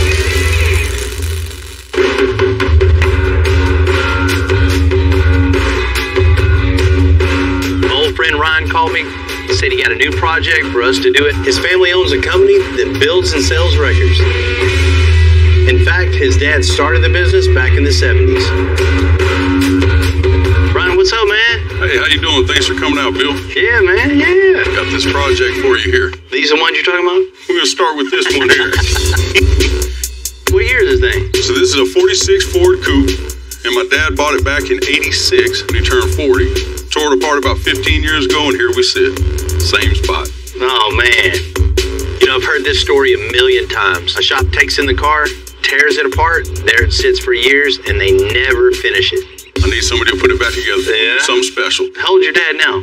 74. Does he know about this? Knows nothing about this project. He does so much for everybody else in the community. Yeah, gives his shirt off his back. Doesn't do anything for himself, so it's time to give back. Man, that's awesome. I'm in on it. You know, I've never had one of these in the shop. It's going to be a first for us, but man, I've always admired these. You know, just looking at this car, it's going to be a cool car, but to have somebody, you know, think of you the way Ryan's thinking of his dad, that's a cool gift. Looking for something that he can drive to the show, not only just for Trailer Queens, but he can get down on the highway and do 80, cold AC. Yeah, for sure, man, for sure. We'll make it something he can burn the tire. Lot of trophies. That sounds good. This car used to be called Blue Thunder when he got it. You know how they used to nickname their cars? Oh, yeah? So we need to do something with that. So it's got to be blue. Yes, sir. Got to be blue. We're looking for a dark metallic blue that pops blue when the sun hits it. Looks a little darker at night. This is a cool, iconic body style, but this thing's got to sit right. So we're going to start out by building air suspension on this thing to get it really, really low to the ground with the right wheels and tires and get that stance perfect. Man, what you got under the hood of this? Is there air? Let me just show you. Oh, man. We can't have nothing in here like this, man. Got an old 350 Chevy in it, so that's wrong right off the bat. I mean, that's definitely going to come out and just start fresh with the new 5.0 in this thing. Ooh. Man, when he pushes on the gas pedal, man, he's going to be happy. That's what we need. You know, I can't wait for my father to have that smile on his face that he has for everybody else, but this time for himself. Let's see what the interior looks like in it. Should I say lack thereof? Oh, yeah. Recover the seat, little dash pad, be good. No, man, there's nothing in here we can use. You know, Bill, I know you got the outside all figured out and stuff. Then inside, take it to the next level. Just taking it to the next level would be very hard on this interior. I want your old man to get this thing back, open the door, and sit down in here and just feel like he's 40 again. Because he might have a heart attack on this one.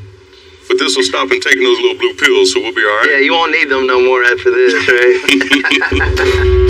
We snuck you in while he's out at the races. Let me get it over to your place, and then we'll go from there. Sounds get great. Back rolling. I love that Ryan's giving something back to his dad. You know, not just anything, a custom 46 Ford. It's just that little extra that's going to make this cool old car even more badass.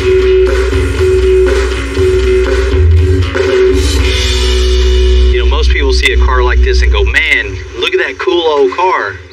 But for me, when I see an old car like this, all I can think about is how many hours it's going to take to make this thing cool. You know, there's a lot of differences in customizing a new car versus an old car. A new car, you don't have to worry about lining up body panels. You don't have to worry about, you know, the hood latching correctly. I mean, you put wheels and tires, do your thing on it. slam the door, go about your business. So, you know, an old car, just the opposite. You have to address every single part on a car. There's going to be hours just getting the hinges lined up. There's going to be hours getting the window regulators working properly. There's going to be hours of just getting the window felt in. I mean, nobody ever sees you do this thing. There's only one thing to do. Quit talking about it and get to it. Whoa! Has this thing always been back here? You don't get out of the office much, do you? No. It's a total surprise for Ryan's dad. It's a hell of a surprise. Right? You know, I want to get this thing in the shop and blow it totally apart. We got to make this thing really low. I want to do air suspension on it. I want to put 20s on the front, 22s on the back, maybe a 22s on the front. I'll just kind of see how it looks. Once it's up on the lift, we'll see if there's anything underneath we can salvage. Find out what's underneath all this. Yeah, I'm really nervous, man. This thing, you can tell the body work's been done a long time ago, and there's a lot of it on here, so it's going to take a lot of work. This thing's already got Blue Thunder on the back. Are you staying with Blue on this? It'd be sacrilegious to change that, right? You know, we got to bring old Blue Thunder into the 21st century. You know, this engine definitely ain't gonna cut it. It's got a Chevy engine now. You don't want that. We're on a late model 5.0, 6-speed transmission, new wiring harness, pedal, column, radiator hoses. When I say everything, this is everything. So for the interior, looks pretty complete. It's got an awesome seat in there. I'm gonna take this out. But everything other than that, you know, there's nothing there. So new bucket seats, bench seat in the back, of course, stereo equipment. Get with John, see what kind of equipment we need. Let's get it ordered. Get the carpet, get the headliner, get the window felt, window regulators, you know, one-piece side glass. We're building the whole car, everything ground up, 100%. Man, that's exactly what we're gonna do. You know, this thing is gonna require everybody in the shop. There's nothing on here that we're not gonna handle. There's a whole process after process on this. Let's call it Blue Process. Well, let's get to the first process, getting this thing in, get to it. Got it. Let's do it. This car's been sitting around rusting for who knows how long. So we'll start by getting it up on the lift just to see how long our to-do list is. Ooh, look at that. Had intentions of just doing suspension on this, but you know, after looking at this frame, it's got to go. Our transmission is going to be a lot bigger. It's a big 6-speed transmission, so it's way bigger. So we'd have to cut all this out to make room. The easiest thing to do is just get rid of this old frame and just go over to the just unbolt the body, get it off the blast, and we'll get the body shop guys busy for a while. Man, Timmy, we thought we were just going to be able to salvage this. That's like demoing a whole house to build a new one, but leaving the cracked slab. Want a good foundation to start with. If not, it's just going to be problems down the road.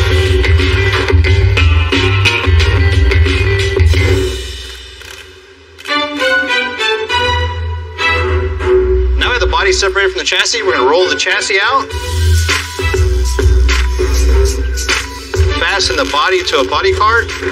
We'll send this off to get media blasted, and we'll see how it looks when it comes back from media blast. You know, I can really appreciate a surprise like Ryan's going to do for his dad with this coupe.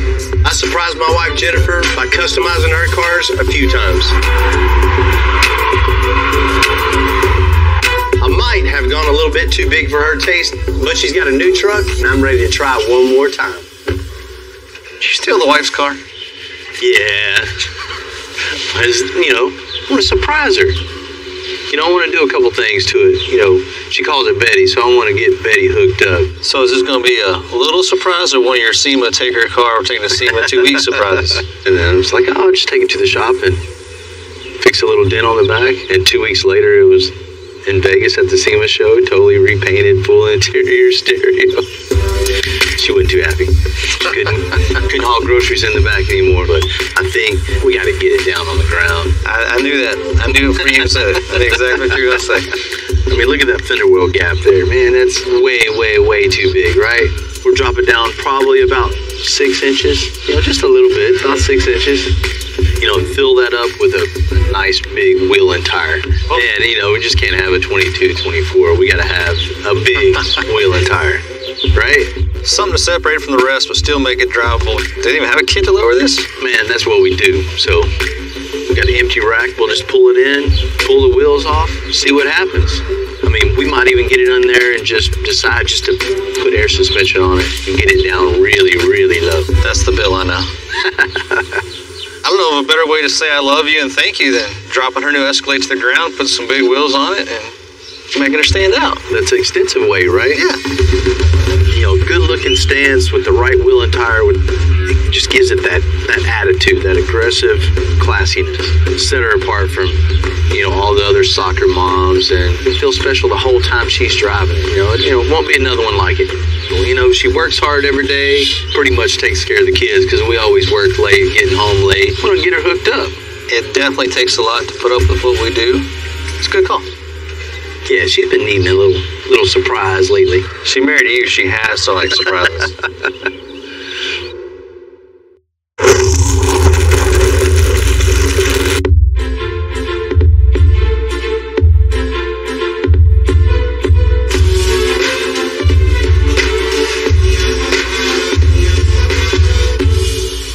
So what are we doing to Mom's truck? We're going to lift it really high. Just big 44s on it. Make it real easy for her to get in and out of. Oh, yeah. She'll love it. No, I want to give her something that's cool, right? Back since the beginning of Extensive, I've always kind of experimented with my wife Jennifer's cars. So is this going to be like Mom's last car? Or last surprise? No. I don't know what we're going to do yet. See how difficult this is. This is all new platform underneath. I heard it's independent rear suspension now, so we're about to find out.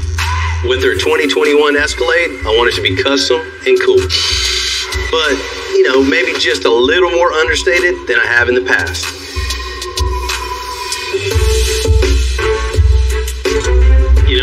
Me and Jennifer have been together since before the beginning of Extensive Metal Works, so she's been around the car game just as long as I have. As soon as Jennifer gets this back, she sees all the time and effort we put into it, how cool it looks. That's definitely going to put a smile on her face. On the 2021 Escalade, it's been totally redesigned. This is 100% brand new, top to bottom, and it's unfamiliar territory for us. It's crazy how much cars have come in the last 5 years, 10 years, but that's part of it. This is definitely a learning experience, and you grow with the technology in a car, advancing with it every year. We want to stay up with the latest and greatest and be ahead of the curve. What'd you figure out? Just lowering springs, we got to change that out. We'll put new coils on it so it just drops it down, gets rid of that big fender well gap, with a nice wheel and tire. It's going to fill all that up and to keep it all black too. Yeah, that's going to set the whole aggressive tone to it, right? Speaking of tone, muffler, you got to change that tone too. It's a 6.2 in this, and you can't really tell it any different from a Tahoe that's got a 5.3 in it. So those restrictors and opens it up a little bit. You got to make it look good, got to make it sound good, and you got to make it run good. We need the Pro Charger. Y'all are definitely two peas in a pod. Both of y'all want to go fast.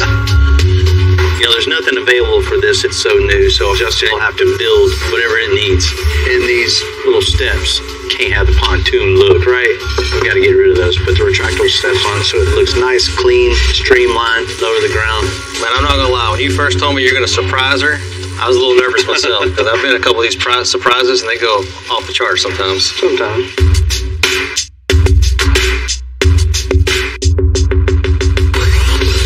Most of the time I would really go for the full air suspension, lay it on the ground. But, I want to make something that's perfect for her. So I have Tim and Dave changing out the springs. First thing we're going to do the Escalade is get the stance right. We're going to take the struts out, put new springs on this thing, and we put it back together. It's going to lower the vehicle but still give you the same ride. So this basically holds the truck up in the air, and the shock dampens it. So when you hit a bump, it doesn't keep bouncing. By getting a new coil spring that's a little bit lower, it's going to lower this down to say right about here somewhere. It should be about 1.5 to 2 inches lower. What we're going to be doing is if you don't have this specialty tool, you should probably not try and do this at all. It's pretty dangerous. to be messing with something that's compressed and has a lot of pressure in it. We'll be able to loosen this nut up here and remove the shock. So the only thing we're going to be changing out is the spring to lower the ride height. We will reuse this and the boot. Only thing aftermarket should be just the spring.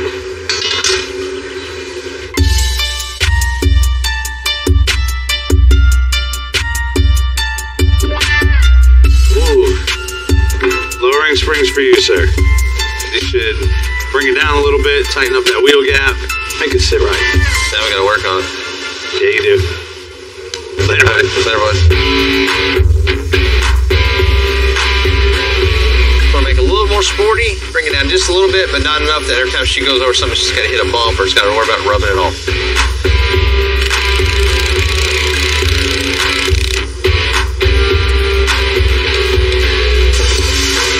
Now we have all the springs mounted. We're going to bolt them on the truck.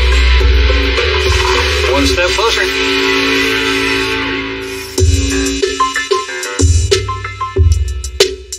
And it's in bad a shape as we thought. Before the body shop guys get their hands full with the body, the owner wants us to get it all the way on the ground with a full custom air suspension. It's part of the surprise for his dad. It's exciting to get a new project in, a new frame started, and just to build somebody's dreams. Everything to start starts with the frame. Let's see what we got here. 32. It's on the money. It brings you back to being a little kid and building that first little model. I mean, that's basically what we do every day. Get to bring back our childhood memories of building all that cool stuff, but now we get to do it for real. We've got our measurements here, here, here, here, and that'll do it. So I got all the measurements I need. I'm going to transfer them right on a drawing that we have on the table.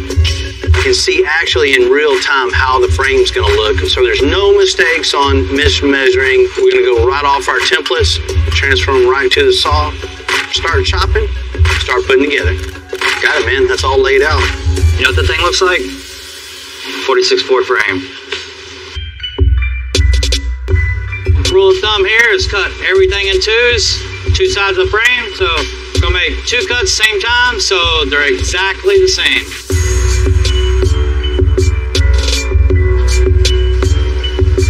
I guess the difference between building a custom frame and an OEM frame would be you could put things in different places for clearance issues, and definitely cool factors. You can make things different because of the tools.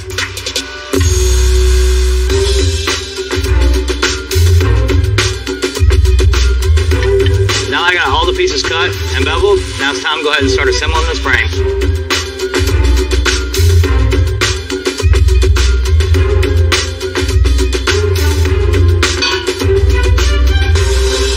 They're looking good, nice, square, level. This thing is going to be right.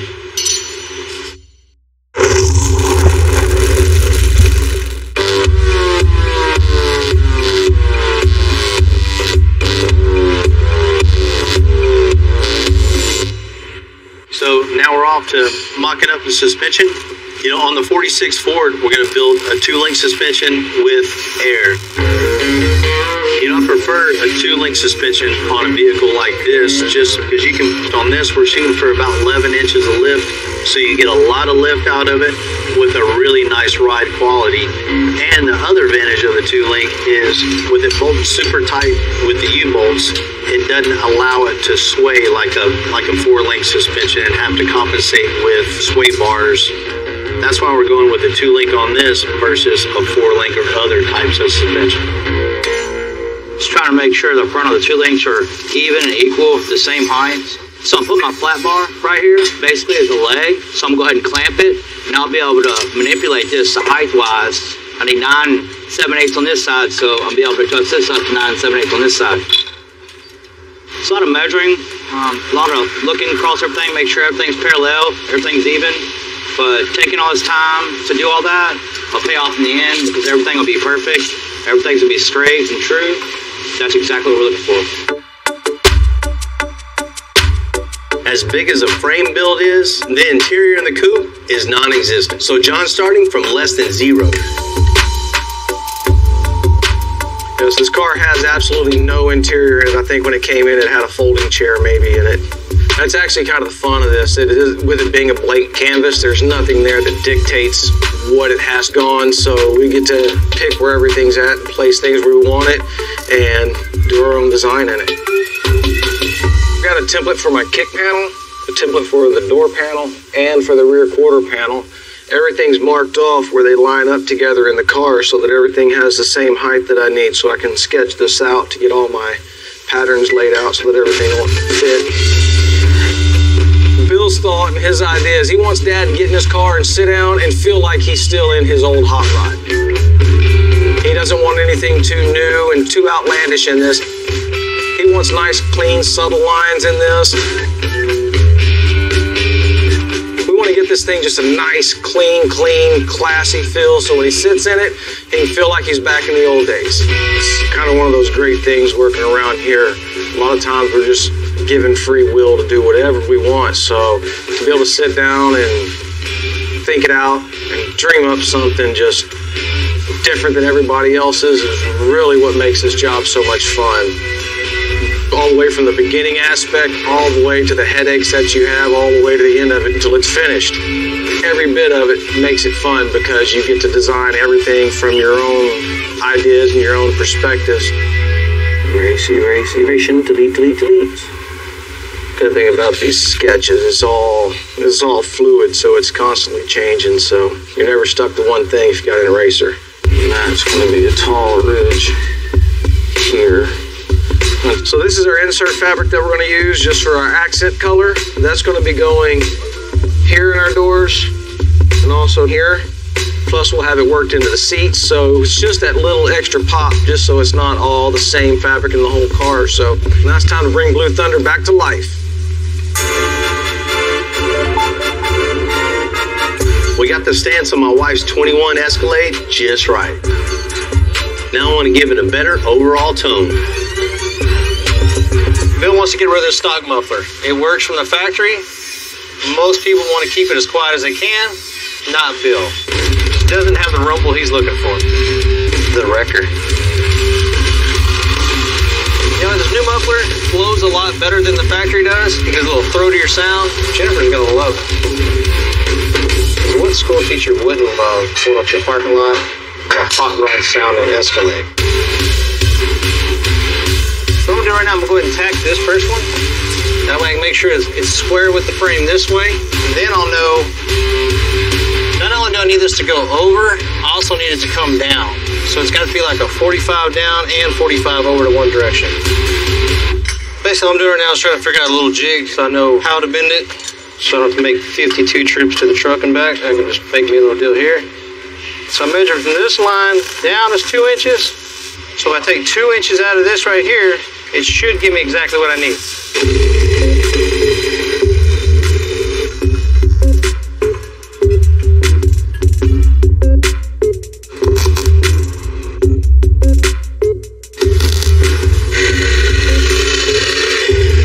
According to the jig, this should flow exactly where I need it. It'll give me an exact angle this way and this way. When it fits good, now I do is weld it up. Bill's wife's got a brand new sports car sounding Escalade.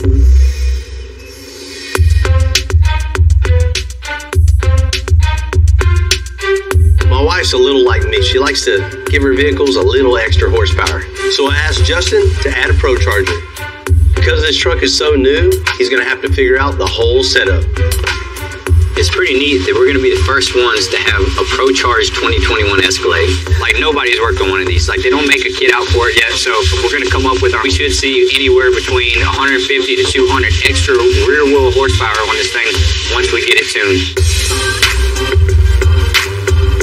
We're going to try to squeeze the intercooler through here without removing the grill. So this one here is their what you would call like a stage 2 intercooler. So if you look at the thickness of the core, it's about a ½ inch wider than the one that would come in your base model kit. This one here is going to provide a lot better cooling for the extra air we're about to shove in this motor.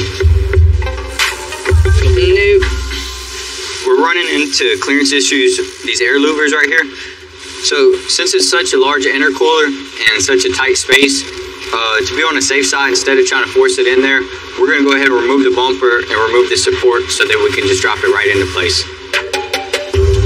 With this being a 2021, it's the first time pulling one of these bumpers off, so it can be a little time consuming. You know, you don't want to get in a hurry. You want to make sure that, you know, you get all the hardware out. You know, it's easy to, you know, miss a bolt here and there. And the last thing you want to do is piss off Bill's wife. So we need to make sure that we take our time and do it right the first time. There we go.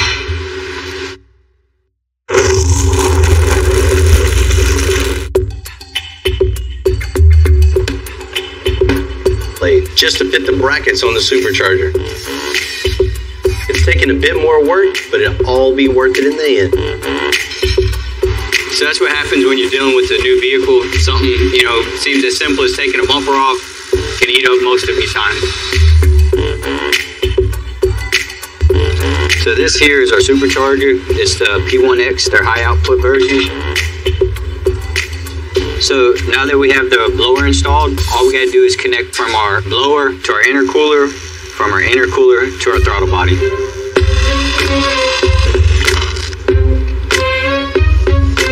So the reason we use the rubber couplers instead of everything hardline is because you have vibrations of the motor, and whenever it torques over, it'll want to move. So you need to have movement. So that's why we're going with all these rubber couplers. So right now we're putting the belt on. We're trying to adjust the tensioner to make sure that we have the most amount of tension, but also where the tensioner is within range, because you don't want it maxed out where it's too tight, where the tensioner is not doing its job, and at the same time you don't want it too loose. So we're just fine tuning it right now to make sure we have it set right.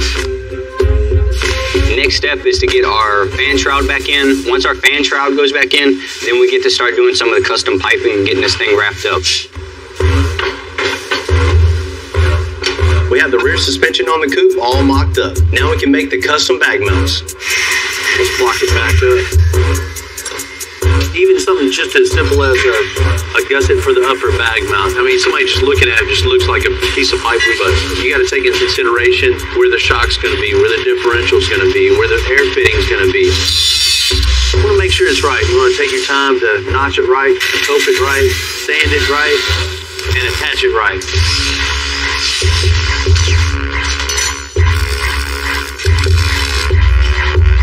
Done daily.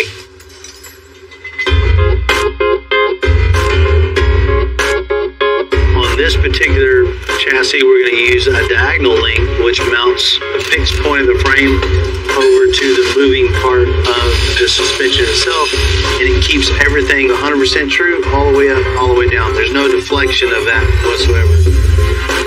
We're able to build that into this suspension because there's nothing in the way. A lot of the times there'll be a gas tank in the way or exhaust in the way, or a lot of things could be in the way once you're building a suspension around something that's already there.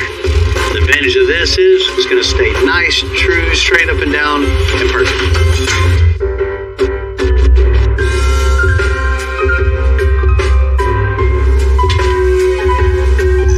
Back in 46, these coupes didn't have much of a speaker system, so John's going to bring the audio into this century, but he's also going to keep it with this classic look. It didn't have subwoofers in 46, so what we're going to do is actually take and disguise that subwoofer. So basically when you pop the trunk and look in, all you'll see sitting there is a suitcase and think it's a piece of luggage. You'll never even know that it's a subwoofer. For the corners of the suitcase, I want them to be rounded, so in order to do that, I'm going to take the PVC and cut it into quarters. That way I can use those as the corners of the box and then just glass them from the inside. It's kind of like making oatmeal. Put a little water in your bowl, put a little bit of oatmeal in there, stir it up. You don't want your oatmeal too lumpy. Martha Stewart, eat your heart out. All we're doing with this is just reinforcing our PVC corners. So the first step we're going to take to make this thing look like a suitcase, we're going to use a scoop bit. We're going to run around the outside edge of the top, a little bit on the bottom, nice rounded over corner. We can do the body work. Take this fiberglass filler here, hit my outside corners, get them smoothed in. Got to give these corners a little bit of love. Get good round and smooth.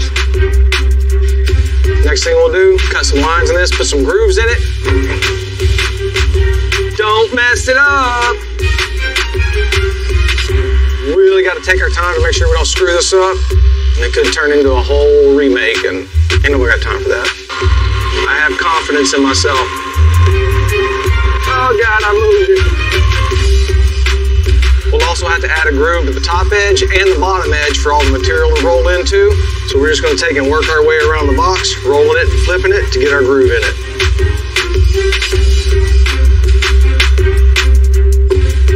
All right, now that we got all the grooves cut in it, this thing's really starting to look like a suitcase. So the next thing I gotta do, just sit down and do a little bit of detail sanding on it. This thing will be ready to wrap.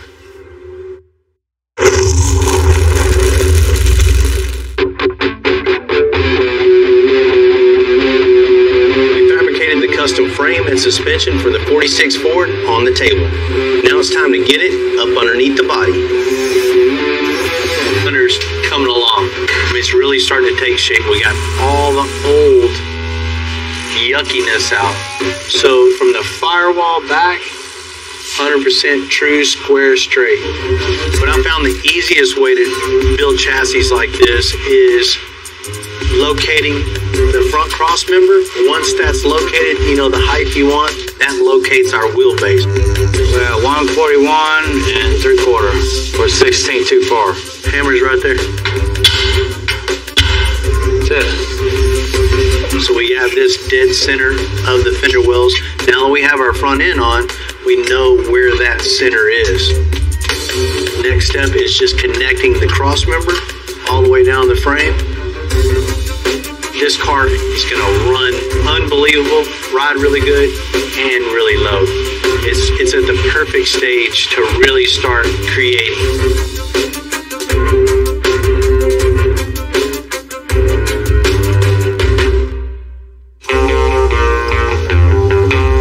You know, normally we know exactly what we need to install the Pro Charger, but with the 21 Escalade being so new, Justin has to reinvent the entire wheel on this one.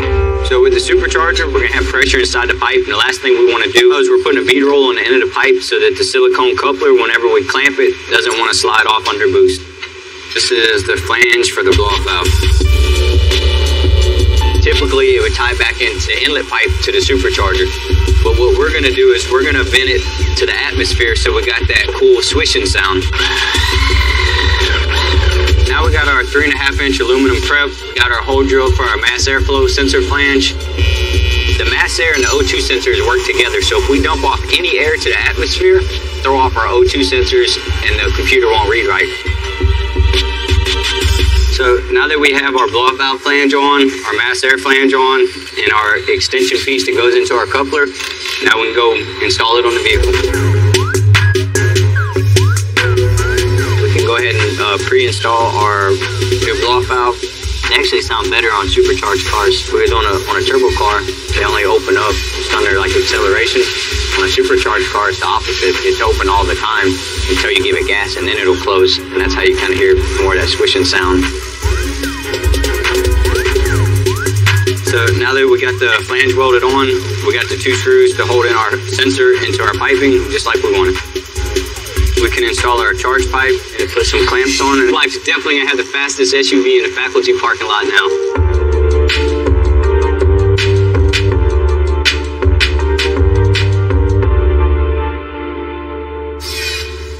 The best days at work are always with a dog. If I do set up a table for me and this guy happens to use it for a bed, I'll put my stuff on the floor. You should just lay there and do nothing. I gotta go work. Look at this 2021 Escalade in the shop. It's already a good looking truck. It was good looking off the factory floor. But Bill being Bill, it always needs something.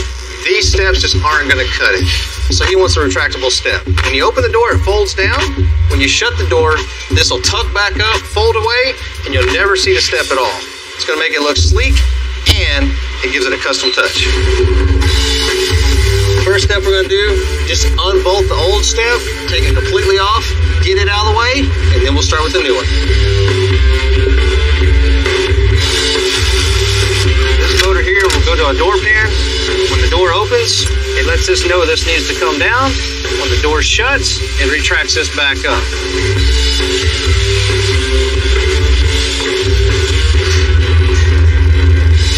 See how hands-on my helper is? That's a good helper right there. The new plastics have a little indentation right here, so when this folds up, it tucks right in tight and it makes it disappear.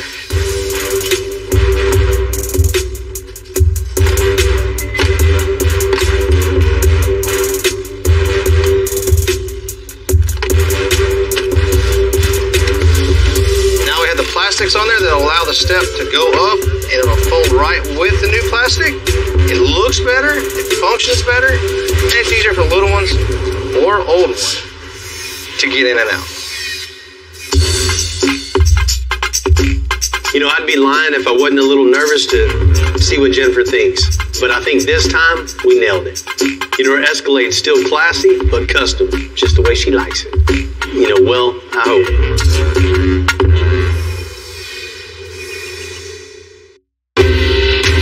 You know, as you know, I got a long history of customizing cars, and something you might not know, I have a long history of customizing my wife's cars too. The thing I got her was a Cadillac SRX. Took it to the Las Vegas SEMA show and killed it. The bad part about it was getting it home, but it had so many speakers, there was no place to put the groceries, so she hated it. Every time I cut into one of my wife's cars, I'll always have the best intentions. I always want riding around in. You know, that's the feeling I get when I drive around in a cool car. I want her to have that same feeling. You know, my wife driving a totally bone stock car, it hurts. It hurts seeing that. It's kind of like, you know, if I was a roofer, my roof was leaking, that's something you just can't have. You know, I've been known to maybe go a little overboard here and there, but you know, one of these days I'm gonna come up with that perfect combination for her that she's just gonna totally love.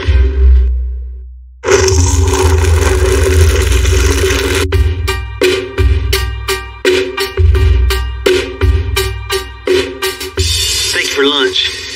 No problem. Thank you. Hey, I want to tell you something. Remember, you know, I took the Cadillac in, had a recall, and I took it from you? It didn't really have a recall. I want to surprise you with something special. So I took Betty and I've done a couple things to her to make her stand out. Like? Well, you're about to see. You ready? You excited? No. Timmy's gonna bring it around right now. This is not the first time that Bill's taken one of my cars. We've had some cars where he has taken them and he's done things to them and they have not turned out well. That's a little stressful for me. Okay, so not so bad. I'm very proud. I appreciate you listening. It looks awesome. Surprise! Yeah, no. Beautiful. Are you pleasantly surprised? I'm pleasantly surprised. Thank you. I'm pleasantly surprised. She looks beautiful. So I did good? So far. I don't know. There might be more. I don't know. From what I can see right here, yes. Here's a little more. She rides the same. Better. You know, the first thing you notice when coming down the road, you know, Betty just looked way too tall. So what we had to do is get it in the shop and we changed out the springs. You know, took it all apart, took the cool springs out and replaced it with the shorter spring to give it that low stance, to get rid of that fender well gap. And, I mean, you got it all blacked out already. You had to have the black wheels. Of course. Now, if I had to pick wheels, that would be something that I would pick. They're very clean, very pretty, very nice. Yeah. And it's still going to retain that factory Cadillac ride. Classy? Oh, the runners. Oh, I knew you were going to do that. It looks beautiful. It looks beautiful. Can't have that old pontoon look. Just to give it that clean, streamlined look. I'm going to cry. You know, after 28 years together, you know, every once in a while you got to show your appreciation, right? And you show your appreciation in giving your wife something really cool to drive. You did good. You did good. I will never say it again. I was surprised as you were when Bill said, nope, we're going to go just a couple mods on this one. They haven't always turned out as well. Let's check out under the hood. I got a little surprise under there for you. Okay. Oh, wow. You know, they don't make a kit for this. So Justin adapted everything and made the whole ProCharger work on this. So all this is custom? Yep. Every bit. It runs real good. It's very nice. You're about 620 horsepower now. So Betty is gonna get it.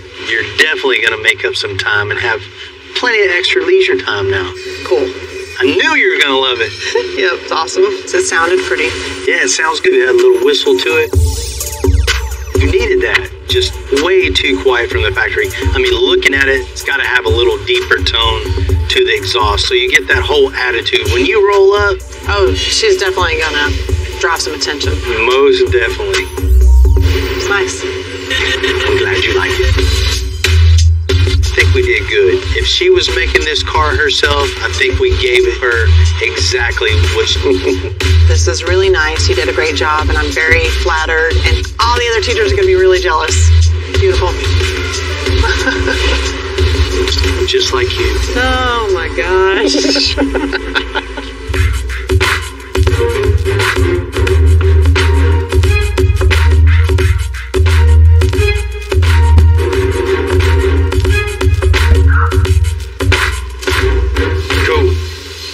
Is a 2017 F-150 pull-out with this engine. The 5.0 Coyote is a great platform for making a lot of power. We're going to change a couple things. We're going to change intake, put headers on it, and with the tune and E85, it should make about an extra 100 rear-wheel horsepower. So this thing's going to make plenty of power for old Coop. How do you start stretching every day, all day? On the really big jobs like the 46 Coupe, you just know it's going to be a marathon. Ow. So we're stripping down the engine, taking all the old stuff off, stuff we're not going to use. Every step you take, there's 100 more to go. We like to recycle. Just like going to pick up old dogs, we get old motors. We got a good steering. Next step's finishing up the front suspension. Keep going on the body work and make that interior all from scratch. But man, once Ryan's dad sees Old Blue Thunder, this is definitely going to be something like he's never seen before.